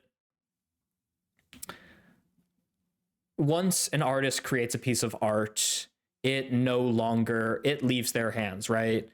They can no longer, their opinion on what they've created doesn't mean anything anymore. Once you've created something and released it out into the world, it doesn't matter why you created it. It doesn't matter what message you were trying to send. It doesn't matter what you wanted to create. The only thing that truly matters is how the audience receives it. It's like communication. One thing I often like to say is when you're communicating with other people, 100% of the value of communication is in the other person. There is 0% value in what you meant to say. Because the entire purpose of communication, the entire purpose of it is communication, right? It's sending your ideas to other people. So frankly, it doesn't matter what you meant to say. The only thing that matters is how other people receive it. Because if they didn't receive it, then you wouldn't be communicating. It's the same way with art. That's why it's the same way with art. It doesn't matter what you wanted to say when you wrote the story. It doesn't matter what message you were trying to send. If people receive it a certain way, you can't say you should not have received it that way. I mean, you can try to say, this isn't what I was trying to say. And like, there's nothing stopping an artist from going out public and saying, I meant to say this, but it doesn't invalidate their interpretation, right? There is no such thing as a wrong interpretation of art. Art interpretations can be misguided. They can be based on limited or faulty information, but an interpretation itself cannot be wrong because that is fundamental to what art is. So yeah, again, so it's not really about the intent. It's about the result. It's about how things happen.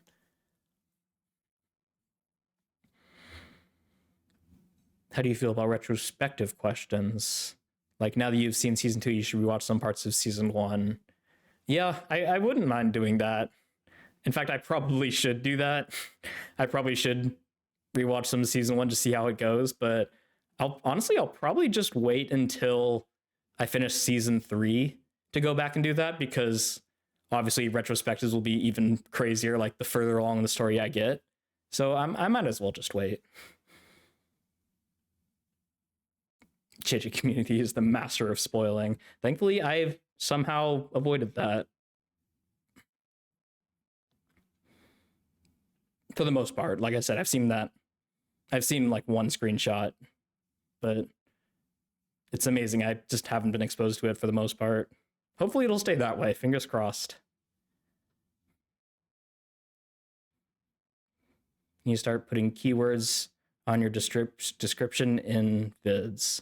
Yeah, I've considered doing that, and I do something like that with tags, but I'm not super focused on that. I'm not super interested in that. I mean, I have a lot of other things to do, and I don't know what like keywords I'd do. Like, I guess I could post like YUTA, Shibuya incident, things like that. Shibuya incident would be a good tag to add actually for my season 2 reactions. Maybe like Culling game for season 3. But I'm not gonna like sit down and think what keywords, like what words from the episode are people gonna look up to find it about that. I could do that, but I just don't have the time or the energy, honestly. And it's just kind of like, even though it would be good for pushing. So that's definitely, it's a good piece of advice. I'm not saying it's not, of course, but yeah, I'm just not super interested in that.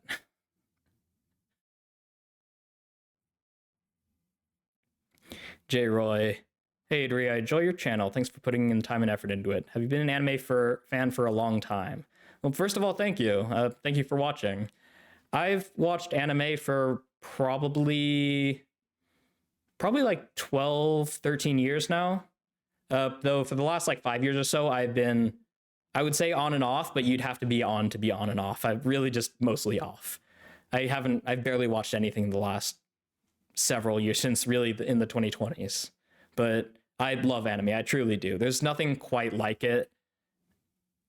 Most Western cartoons that I've seen, even ones that are like produced like by indie studios and that are produced for an older audience, don't really have all the different aspects that I really love about anime. Obviously, there's the Japanese part because I love learning about Japanese, but like just the little intricacies about the focus that people put into direction, into animation, into all these little things.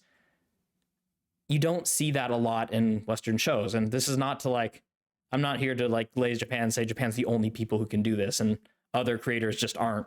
Obviously people care about their work, and a lot of indie shows are really, really good. I've heard great things about Arcane, but anime especially being like its own like entire like culture of Japan, and just being its entire sphere of existence, is incredible. And it's not something that you really see anywhere else in the world. So yeah, that's why I love anime, and that's why I wanted to make this channel, so I can really share my appreciation for anime and just for everything that goes into it.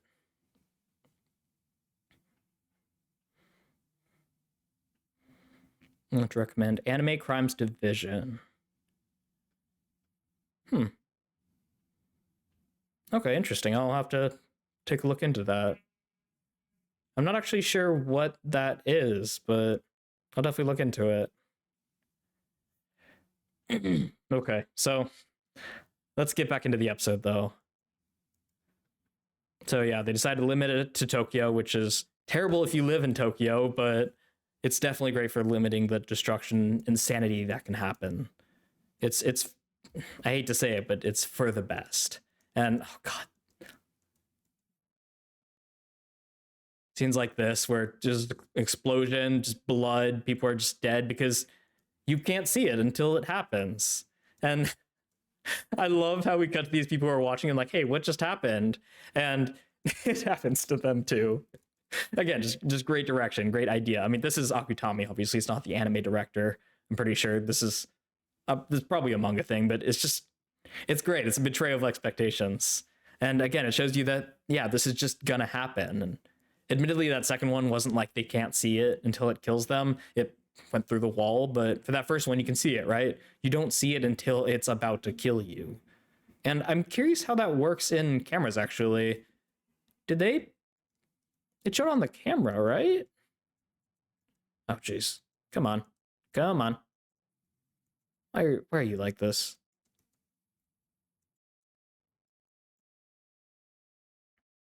Why are you like this? I really need a different video player. Could have sworn we saw like a glimpse of it on here. So does it actually show up in the camera?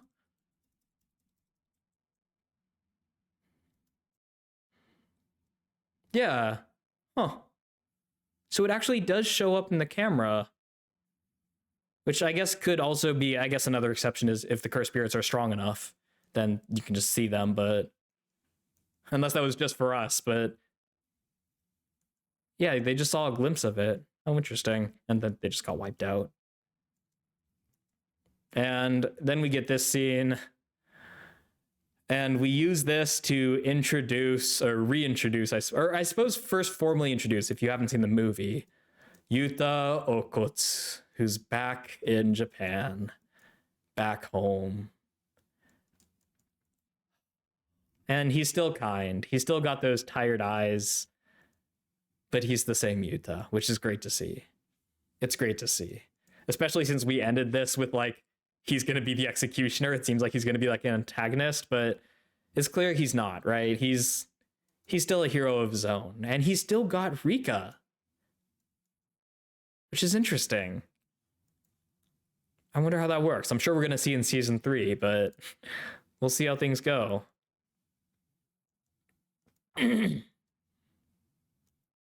But we learn a little bit more about,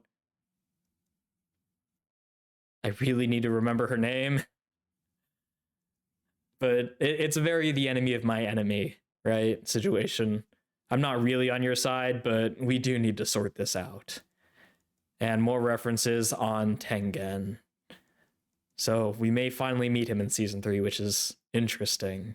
And it reminds me of Hidden Inventory, where there was a very clear and intentional hand waving of, oh, we found somebody else to replace Tengen's body. Don't worry about it. It doesn't matter. And thematically, it served the purpose of really making what happened to Riko feel like pointless, like none of it meant anything, because she was killed to prevent Tengen from reincarnating, but he did it anyways. They found a replacement. But it's a very clear, intentional hand waving, like, oh, don't worry about this. It's not an issue. But it clearly is something that's going to come back. It's something that's important. I believe in Akutami enough to know that's going to come back. And as Tengen's now like being introduced into the story, I'm curious how that's going to wrap back around and weave into this. It's going to be really interesting. And we're back here with the higher-ups. I don't know officially what they're called. I'm just going to call them the council for now. But it is interesting that they're not going to... They don't really seem to want him to be executed anymore, though they don't quite trust him either. He cut off Inumaki-kun's arms in Shibuya. We didn't see that, did we? Am I just having an amnesia moment? I feel like I would have remembered that. I mean, obviously that must have been Sukuna, right? But did we just not see that? Don't tell me it was like cut from the manga. That seems like a very like reveal, like what in the world moment. Unless I'm just blanking. I will kill Yuji Itadori. And then we get a little bit of information on these people, even though we don't really see any of them. Geto's survival was confirmed. His death sentence has been reinstated. I can get behind that. Gojo has been deemed an accomplice in the Shibuya incident and is expelled from Jujutsu Society. He's now officially a cursed user, I suppose. In addition, any attempt to free him from his seal will be deemed a crime. How nasty, right? This is so nasty. It's so political and so perfect. It's exactly what you'd expect to happen. Like, there was only 2 possible ways this could have gone. And maybe it even went both ways. One, the council goes, maybe we were too hard on him. We suddenly need him. And maybe this will still happen. Or maybe it happened behind closed doors. We probably should have, like, we kind of need him now as much as we hate him. But the other way, which seems to be the way they're going, is they're doubling down.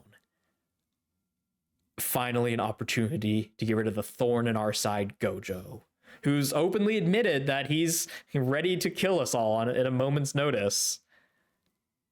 He's almost gone through with it, but he's walked himself out from it, especially like in season 1, right? When Yuji died. So this is them doubling down, right? They're taking this opportunity, which is crazy because their grudge, their hatred of him, at least this is how we have to assume because we don't know what they're thinking. I don't think we've even like really seen them before. But I have to assume that this is just them wanting to get rid of him. He's been a thorn in their side all this time. If the baddies want him gone and he's sealed away, this is perfect. All we have to do now is make sure he never comes back. Though, ironically, in doing so, they painted a target on their backs. If Gojo ever does come back, there's nothing going to be stopping him from going through with it, right? From dealing with them once and for all. Because they've finally decided to take a stand and say he's done. They finally have their excuse to get rid of him. Which ironically means he has an excuse to get rid of them. Assuming he ever gets out of the prison realm. And it's funny because just like with the seals, I haven't talked about this in a while, but this also shows the short-sightedness of these elders. Maybe there's more to it than they're letting on. Obviously, we only get a snippet of each bit, but God, Yaga being sentenced to death?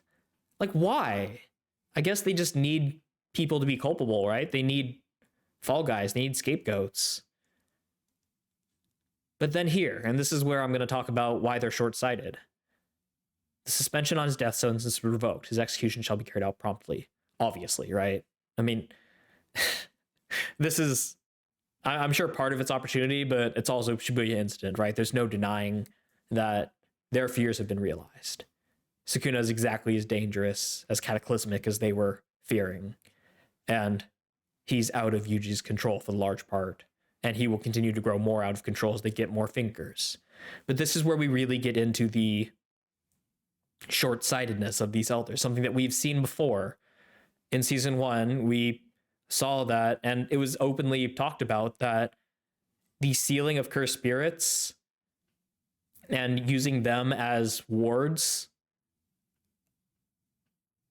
like in important areas to keep her spirits out, eventually those seals, those Fuda, decay, and they end up attracting creatures who want cursed spirits who want to absorb it.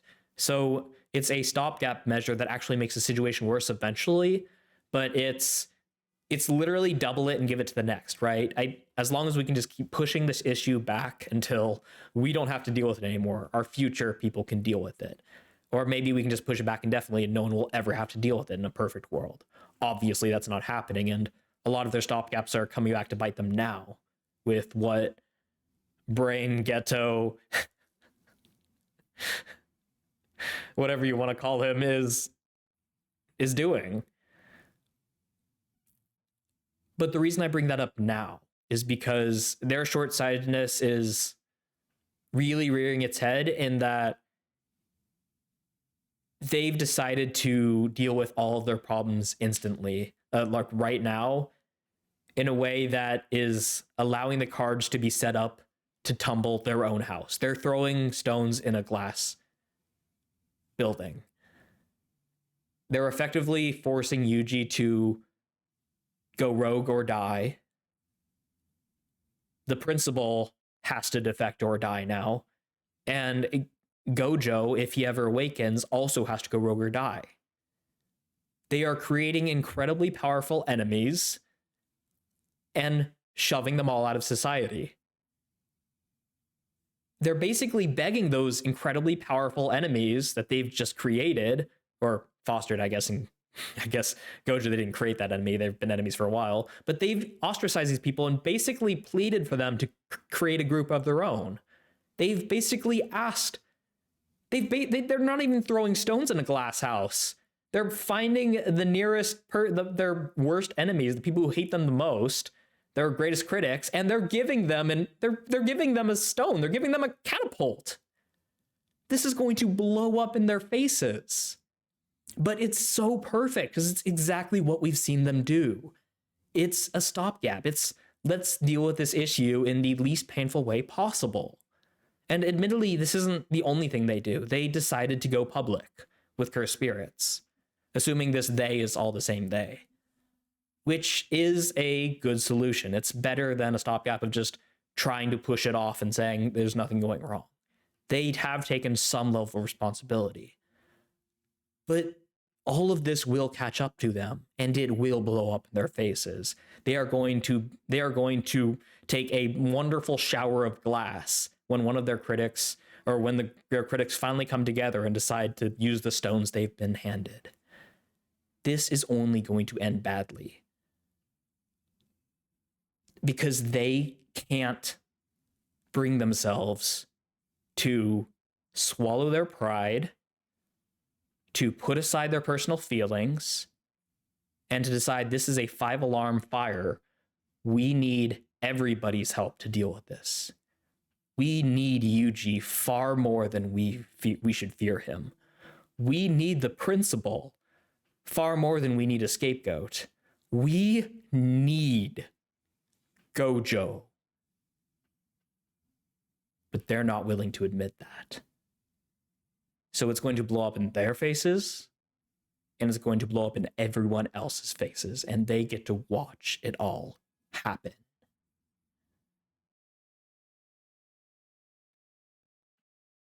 The only person they've been able to swallow their pride to work alongside is YUTA, which is really interesting. I don't know why they decided to do that, but I've got this weird feeling that even though they haven't directly ostracized him, he's going to go out and try to kill Yuji, and he's going to join that ragtag group of incredibly powerful enemies to this council, and it's going to blow up even more in their faces.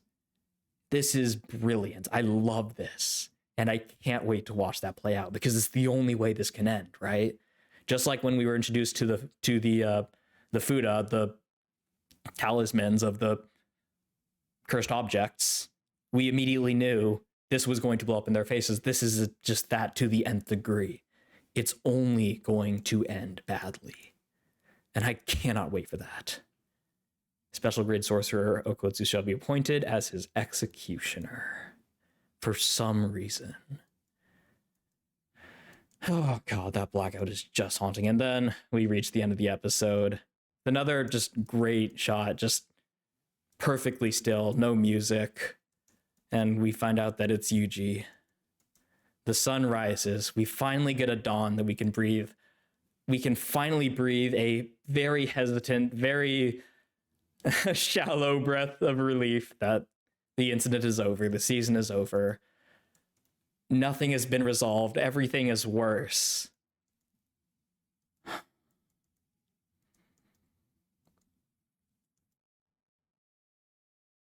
But at least the sun still rises. Even in a world that's about to fall apart, in a society that's about to descend into near anarchy, the sun still rises. Because the sun rises in every world, right? What a beautiful episode. What a beautiful, haunting, busy, intense, absolute clusterfuck maelstrom of an episode. Oh my goodness. Now, let me see back in these comments what's going on over here.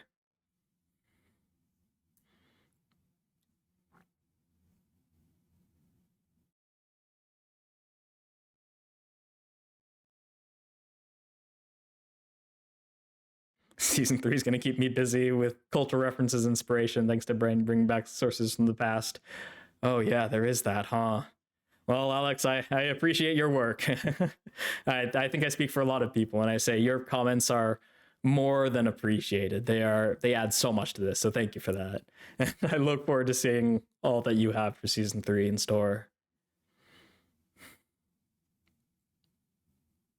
Spoilers during the airing of episode 9 of season 2. Oh god, I can only imagine the spoilers that must have happened during season 2. Must have been absolutely brutal.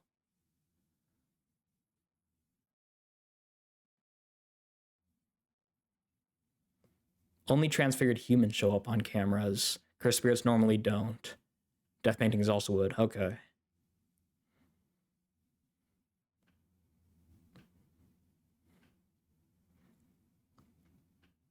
Is Adery pirating? No, I am receiving it through alternative means, through a very generous person who is providing me with links with which to watch these, but I'm not using any pirating websites.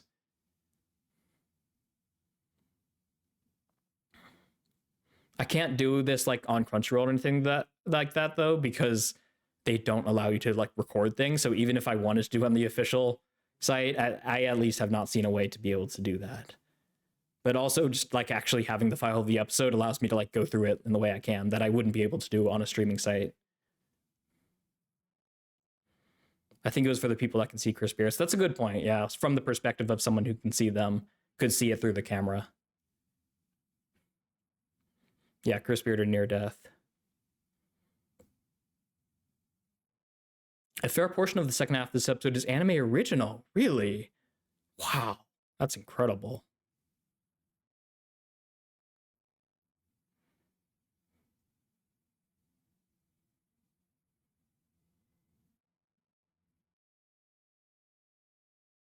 I hate Gojo too. Understandable. I love him, but I can understand if you hate him and why you'd hate him. There's a lot to hate. But he's peak. All my hate homies love Gojo. The manga's just a bunch of speech bubbles. Yeah, I can see that. That makes sense. Okay, so we do get to give appreciation for the directors for having that shot that I mentioned before. We didn't see it, but it was mentioned by a girl who died saying, "You remember the guy with the megaphone? He should be near." Inumaki was on the limit of domain. That's right. So it was Sukuna's domain expansion, which, like all those slashes, I guess Inumaki is just armless, but thank goodness he's alive. I guess we should just be grateful for that, frankly. Though I'm sure Inumaki has certain feelings about Yuji now as a result of that.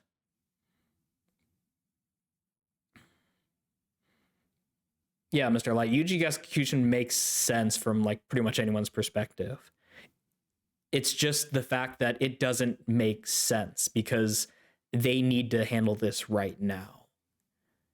And yeah, Alex is also adding the point that those curses are more manageable than the King of Curses, but also we don't have to deal with the King of Curses this second, right?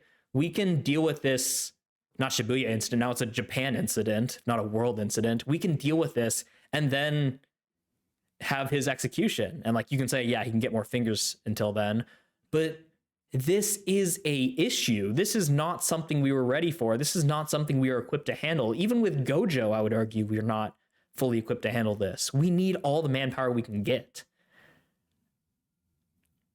Then you could argue, like, again, you could argue that, yeah, maybe Sukuna will get strength while we're still dealing with this. You can argue any number of things, but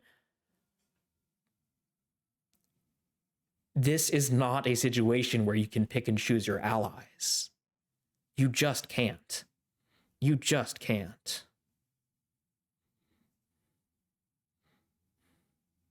Also, Yuta lost Rika at the end of JK0. Yeah, that's the point that I was Erica, my favorite JJ character. Yeah, that was something I was confused about. I guess you didn't see that because that part of the reaction was hopefully not lost to time, hopefully just lost to the stream. We'll have to see, but yeah, I was confused about that. But he's talking to her and she's clearly around, so I wonder if she just can't talk to him anymore, if it's just like it's like her spirit manipulation, or if he was able to like resummon her. I don't know. I'm curious to find out. I'm sure that'll be in season 3, but point out because he's not addressing that. Yeah. I mentioned that during the reaction, but yeah, it's really interesting. I'm sure that'll be a season 3 thing. The reason Yuta's the executioner is because he's the only special grade sorcerer left that listens to them. Oh my god, that's true, huh? That's true. Gojo's gone. Girl whose name I just refuse to be able to remember is... I mean, she just does her own thing. Yeah, they've just got Yuta, I guess, for special grades. So I guess that one's just, we don't really have an option. But like, why the heck would they... That still doesn't... It still doesn't explain why they got rid of, why they decided to execute the principal. I know why they need a fall guy, and like he's connected to Gojo and Geto, who are both also fall guys, but again, it's just short-sighted. It's just I see why they're doing it, but it's perfectly short-sighted. It's perfectly in line with how they do things. Hexu, can I recommend anime to react to? Absolutely. Do it in the comment section of some of my videos, though, because don't do it on here because I'm just gonna forget. So put it in somewhere where I can like see it afterwards, or you can do it here. Maybe the VOD, I'll be able to see it, but we'll see. Ooh, Hunter asking about the King of Curses, an accurate translation. He's about to. Okay, yeah. I was gonna say Alex is about to just open up on his whole thing about the Japanese connotation of ol. It's a translation with a lot of depth. Yeah, yeah. It's effectively true. I mean, okay, Alex is talking about Rika here. I guess I'll just say it really quickly. I mean, I'm sure Alex can say it better than I could. He has a better grasp of Japanese than I do. But ol is less like a king in the terms of like royalty. It can also apply to those, but it's more about like he is the embodiment of it. He is. I think Lord is almost a better term, which is why like when they say Demon King, like in Freerun, I like to call him the Demon Lord, the Maol, because he's like the representation. He's like the Lord of demons, basically. He's not directly like he doesn't control them, but he embodies them, and I guess he also does control them a little bit, but I don't think he's going to be wearing a crown anytime soon. But King, for all intents and purposes, it fits the bill. It fits the bill. Catch, what do you think is going to happen in season 3 based on the ending of this season? Yeah, they foreshadowed a lot. I mentioned it before. I think that YUTA is going to go and try to kill Yuji. I think Yuji is going to be able to convince him to not do that. And I mean, they're probably going to come together. The principal probably too. Maybe some of our friends, the special grade. And eventually, I guess we'll just have to wake up Gojo. He'll be part of our team, and we'll just be a ragtag group of vigilantes. And eventually, we are going to give the council what's coming to them. But we're obviously going to have to deal with all the curse of the sorcerers who have awakened, all the non-sorcerers who brain just... God, it's crazy how many things he's like built up that we just haven't seen that were just revealed this episode. With freaking Sumiki, that is a Chekhov's gun that I am not excited to see fired. When our Fushiguro sees Tsumiki, but probably in the worst possible way. I feel like we're gonna have a similar thing with like Yuta's gonna try to kill Yuji, and Tsumiki's gonna be trying to like, she's gonna be like lost her like sanity, and she's gonna be attacking Fushiguro. That is so horrible and such an impossible situation. It feels like it has to happen, knowing Akutami. I really hope not, but other than that, I really don't have like other ideas of what's going to happen. So I'm just going to wait and let it see what happens. I'm not going to really spend too much time guessing what's going to happen in season 3. I mean, we're going to hop into it next week, so we'll see soon enough. And yeah, some known. Not just the word about King, but also curse is also. I mean, it's a little bit less nuance that's in like Japanese as opposed to English. I think curse is a pretty good. I mean, it's a pretty one-to-one translation, honestly, like with connotations and meaning. Obviously, there's a lot like with spirituality and with things like Oni and with yokai in Japan, that the idea of something spiritual like a curse obviously has a lot more cultural connotation. But as far as I'm aware, the word itself is pretty one-to-one with curses in our world, in English, in our world, as opposed to the world of Japan. Okay, Alex redacted his messages, hadn't gotten to those yet, so cannot be referred to. Okay, so we deleted them. Probably just play safe. Kuzuno Honkai, I've heard mixed things about that. Kuzuno Honkai, I've kind of put in the same like mental group as Oshino Ko, which I feel like is really good. I've seen a lot of really good things about it, but I've also seen a lot of people say like, maybe just don't. With how things go, maybe just don't. Apparently there's like some incest or something in Oshinoko, and it's really frustrating. I mean, I forgot, I think the mangaka's name is Aka, who did Oshinoko and Kaguya-sama Love is War. It sounds like Love is War wasn't really butchered at the ending of it. It was done pretty well, and a lot of people really like it. Though, God, no, I'm totally forgot about that. I really hope this is like fake news. I don't think it is. I've heard that, I have seen Love is War. I've seen like all of it, everything that's out now. I've heard that they're going to like make, I don't know if it's just a season or if it's like one final movie, like a recap movie basically. and like that's what they're gonna do next. It's just gonna be the end of Love is War. They're just gonna skip like everything that's gonna happen from now on, which I don't know. I'm not a manga reader, but as much as I love Kaguya-sama, the fact that they're gonna do something like that, and I think Aka actually chose to do it. It's kind of where that meme is with Oshinoko and Love is War. Just Aka just butchering his own creations for no reason. Even though he's such a good writer, because Love is War is so good. I've heard Oshinoko, at least season 1, probably season 2, maybe even season 3 is just really, really good. So I'll leave it up to you guys. I think I'll put Oshinoko on the poll, and you guys can let me know if you're interested in that. And I might put Kuzuno Honkai on there as well. We'll see.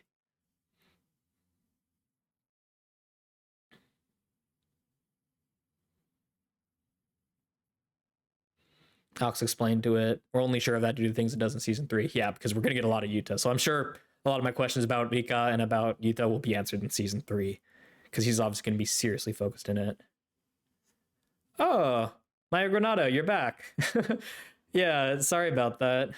Sorry, we lost it for a little while, but it seems like we're back. So looks like you won't be able to stick around though. Thank you for dropping by though. I appreciate that. Hope you enjoyed what you were able to see. When do you think your next reaction video will be? It'll be next week, definitely. I'll at least, I mean, for Freerun, I'll try to have my Sunday video out, but I'll probably start season 3 of JJK like Monday, honestly. If not Wednesday, I might give it like an episode to breathe. Maybe I'll use that time to post the poll video. Maybe that'll be a good chance in between seasons, but we'll see how it goes. Same schedule for season 3 until you catch up? Yes. I'll mention it in my poll video, what I'm going to do for my shifted and probably until further notice, potentially permanent change to my schedule. I'll post that with my poll video as a part of my poll video, but it won't come into effect until I'm caught up and JJK has become a weekly show.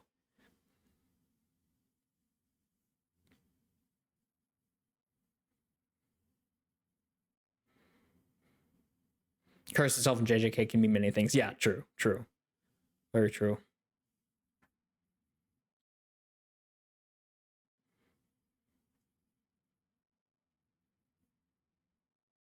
Okay, Alex, bringing in, here's the Japanese context that I was missing. Noroi is a term with many meanings that can change in context, but it embodies the archetypal concept of negativity, physical, mental, or spiritual. Interesting. Okay, so it is a lot larger than what our word for curse is, because our curse is very much like an action, right? It's very like witches. It's like a spell is generally how we use curses. But for them, it seems it can very well embody the idea of negativity, which is such a focus in JJK, which makes sense. Because, you know, Honkai's a mixed bag. Yeah, that's what I've heard.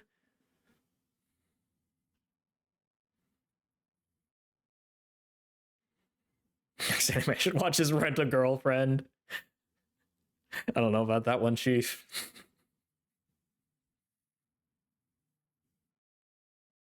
Takubi's Original Sin. That's another one I've heard a lot about, so I'll probably also put it in the poll for the JJK replacement poll. Yeah, the author asked for an original anime story. I think I've heard it's going to be like a time skip to like the future, and they're basically going to be reflecting on events that happened during the manga. I don't know if that's true or if that's just speculation, but apparently Aka himself wanted it for some reason, which is weird because I've only heard like good things about the manga and what's going to happen, like especially with Ishigami, and it just sucks because I want more Kaguya and it's so popular. I don't know why they'd shoot themselves in the foot. It really seems, I mean, I guess it's what Aka himself wanted, so I guess we'll see. I was thinking of Ping Pong the animation. My goodness. Sunny Boy. Live action Blue Lock. Oh my god. Well, I mean, they flubbed. I mean, I guess it wasn't Blue Lock. I hear Blue Lock is pretty good. I've heard it's another mixed bag, but we'll see.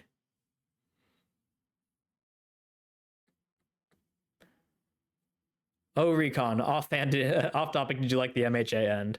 I'm not gonna like go on a big tangent about MHA. Obviously, you guys are here for JJK, but yes, I'm not even gonna dance around the point. I love it. It's perfect. It's phenomenal. It's about as close to perfect as I can reasonably expect it to be. I love everything about it, and most importantly, and most fitting with this channel, I cannot praise enough how they approached it, how perfectly Bones handled the final season of MHA. It blows me away from beginning to end how incredible it was and how consistently good it was. And it was so good that it almost makes me forgive them for what they did to season 5. Almost. But it really was good. The animation was incredible. The pacing of the final 3 episodes of Epilogue was really good. The finale was, of course, incredible. I love MHA. I really do. And I can't tell you how happy I was that they treated the final season with the respect it deserves and with the love it deserves. And if my reactions are on my channel, if you want to watch it. Obviously, I'm a manga reader reacting to it. So, but I mean, you don't need to worry about spoilers if you're watching it now, probably. But yeah, go ahead and check that out. It's a lot of fun. Hexu, I dropped MHA after season 5. That's perfectly understandable. Full disclosure, I did too. I was watching with my brother, and we also stopped watching after season 5. We thought it was because MHA was falling off, and you probably did too. But I can only encourage you, and honestly, I'm basically just going to ask you, please pick it back up. Please pick it back up. Because after season 5 was adapted in every conceivable way atrociously. And after that, I think they realized how bad they did with season 5, because after that, they just locked the fuck in. And every season after that was incredible. They had incredible material, and they adapted it really well. There's a lot of mixed bag opinion about season 6. I thought it was adapted incredibly. But season 7 is incredible. Season 8 is perfection. Please get back into MHA. Season 5 would be perfect and perfectly justifiable point to stop watching it, but please do get back into it. You will not be disappointed. And you will probably be like me, or you look back at me who stopped watching season 5 and be like, I get why you did that, but my goodness, did you miss out? Because it's so good. It's so good. And it really only shows how good it is after that. Yes, Retro Capital, I am going to watch the OVA that's coming out this year. I haven't. That's going to be the first and only thing in my channel, in my MHA reactions, is going to be truly blind, because I hear it's going to adapt the bonus chapter, the like true finale that Horikoshi wrote after the official end of the manga. And I've not read that epilogue chapter. I thought it was going to be in the actual show, and then I heard they're going to release an OVA for it. I can't wait for that. It's going to be, if it is what I think it is, if it is actually that chapter and adapting that, then yeah, it's going to be truly blind. I have no idea what happens in it, and I'm so excited. Land of the Lustrous, I forgot about that. I haven't watched that yet, actually. I hear that was also a really good show. Shows like that, Violet Evergarden, those are going to be the shows that like I'll also be putting in my why have I not watched this yet? Title still pending, alongside things like Hunter x Hunter, FMA Brotherhood. Anwar, do I read manga? Have I tried Tokyo Ghoul? I don't read much manga. I've read the full manga for... That's not Attack on Titan, actually, not yet. I've read the full manga for MHA, and I think, well, MHA, Seraph of the End, and though I fell back on that one, and also Promised Neverland. Thankfully, I never watched season 2 of Promised Neverland because it doesn't exist. I can't watch something that doesn't exist, right? But I haven't read Tokyo Ghoul. I've watched season 1 and 2 of Tokyo Ghoul. I started watching season 3, then I dropped it, but I know it's like infamously horrible for what they did to it. And I've got a feeling people are going to look at Kaguya-sama the same way, where it started off really good, then they just kind of butchered it for no reason. But I do need to read the manga for Tokyo Ghoul, and I definitely will do that one day. God, I would love it if they remade it, though.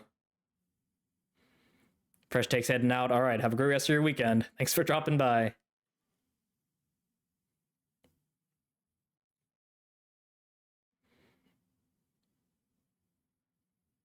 Bones was trying to milk MHA. Yeah, the movies, it's ridiculous that they tried to make movies while also doing the seasons, and it really did show. Thankfully they were able to lock in for the end of it. But season 5 was during the COVID production issues, to be fair, and they also rearranged the arcs due to a movie.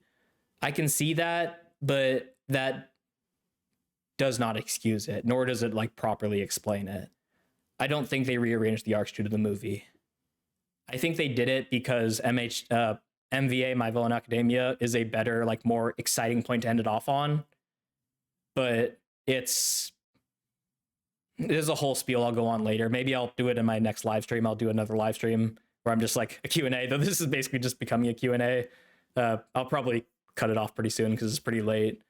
Maybe I'll just save the rest of this for a Q&A, but I'll talk about MHA in the future in another video or in another live stream. But I have so many thoughts about season 5. But, oh god. The Tokyo Ghoul remake by Ufotable would be absolutely stunning. It would be so good. You should stream more, and if you have time and really want to, I really enjoy the stream. Thank you, Exo. I really appreciate that. I enjoyed this a lot more than... God, I feel so mean to say a lot more than I thought I would, but I really do mean that. I was excited. I was nervous. I probably shouldn't have been nervous because, I mean, at least until this point where I'm just talking to you guys, like, my episode reaction and, like, my analysis afterwards was basically just the same as when I'm recording. Doesn't matter if it's live or not, but this is a lot of fun. It's really cool seeing your thoughts and just talking with you guys. It's a lot of fun. My throat is definitely feeling it, though. Maybe I won't record my frequent tomorrow because I might just not have a voice after this, but I'm not used to talking quite this much. But I would like to stream more. This is a lot of fun. If you guys want to see that, let me know. Let me know if you'd like just to see me just hanging out in streams. Maybe I could even do it like a weekly thing. You could just have fun, just hang out for a little bit. For a little bit. They're going to end up being like 3-hour stream session. Oh, good lord. This is what happens when you get too many people who just love to babble on in a room. A virtual room together. I loved reactions to Reze arc. Thank you for that. I thought that was a lot of fun. It was done a lot better. That video did a lot better than I thought it would. The movie was way better than I thought it would be. I mean, I love... That's not to say I thought it would be bad. I knew it would be good because Chainsaw Man's incredible. But... It's going to be weird probably to hear this, but I've actually never watched the movie since my first reaction. I've not even watched my own video. I watched my like own analysis over it, but I've never watched the movie since my first reaction. I am not able to watch part of it and just skip the ending because obviously if you know, you know, I'm not going to spoil it, but if you watch Reze arc, you know why I don't want to watch it again, at least the end of it. But I wouldn't be able to watch like most of the movie and then just not watch the end. So as a result, I haven't been able to watch any of the video. I haven't been able to watch my own reaction. I haven't watched anyone else's reaction. I've not rewatched the movie. I've only seen the movie once. That scene just hit me too hard. I said it during the video. It is the first and only time in my life that I have ever felt the physical sensation of your blood running cold. It's a shame that my reactions, like that, that the internet, that technology can only show you like what I'm saying and how I look, only visuals and audio. I don't know if you can even see it in my reaction, but as Reze is running through that hallway, and again, I'm not going to spoil what happens, but as she's running through the hallway, if you know, you know, the alley, before we even saw what happened next, the character who appeared, my chest literally went cold. It wasn't like a chill on the back of my neck. My entire body, my body temperature dropped. And I was scared. It felt like I was scared for my life. And I've never had a physiological reaction like that to watching anything, or to really anything in my life. There's no other experience like it. It was something else. So I actually have not watched the movie. I'm scared to. I don't really have... I'm not ready to yet. I don't know if I will be in the future. I don't know if I'll ever be ready to come back to that. But that's why I love the movie so much, because it had such an incredible, such a phenomenal effect on me that I didn't realize anime could have. Yeah, it really did a lot to me. Hey, Willow BW, welcome back. The revival stream, I'll have to catch up. Yeah, this stream on its own has been going on for another hour, so yapper yaps. Breaking news, right? Yeah, it's crazy. All right, Living Dog, you're heading out. Have a good night. Your throat. Have you been eating curses lately? Retro Capital, come on, we've been over this. I am not, have not been, and will never be anything but your good friend. Get. Why do I keep saying that? Gregan. And that's the end of that. It feels really cozy, this stream. Yeah, it does. It does. I'm glad you are also feeling that. I'm glad you aren't bored out of your mind.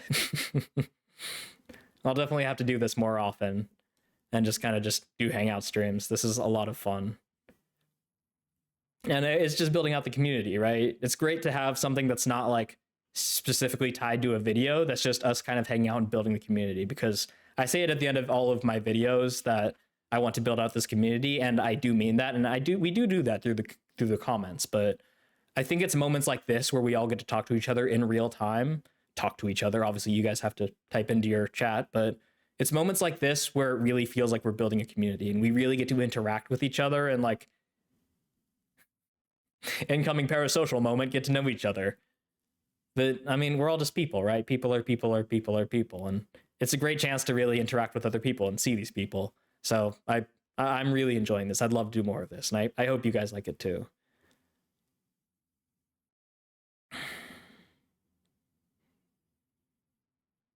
All right. So I think with that, I'm going to end this off. This has been going on for quite a while.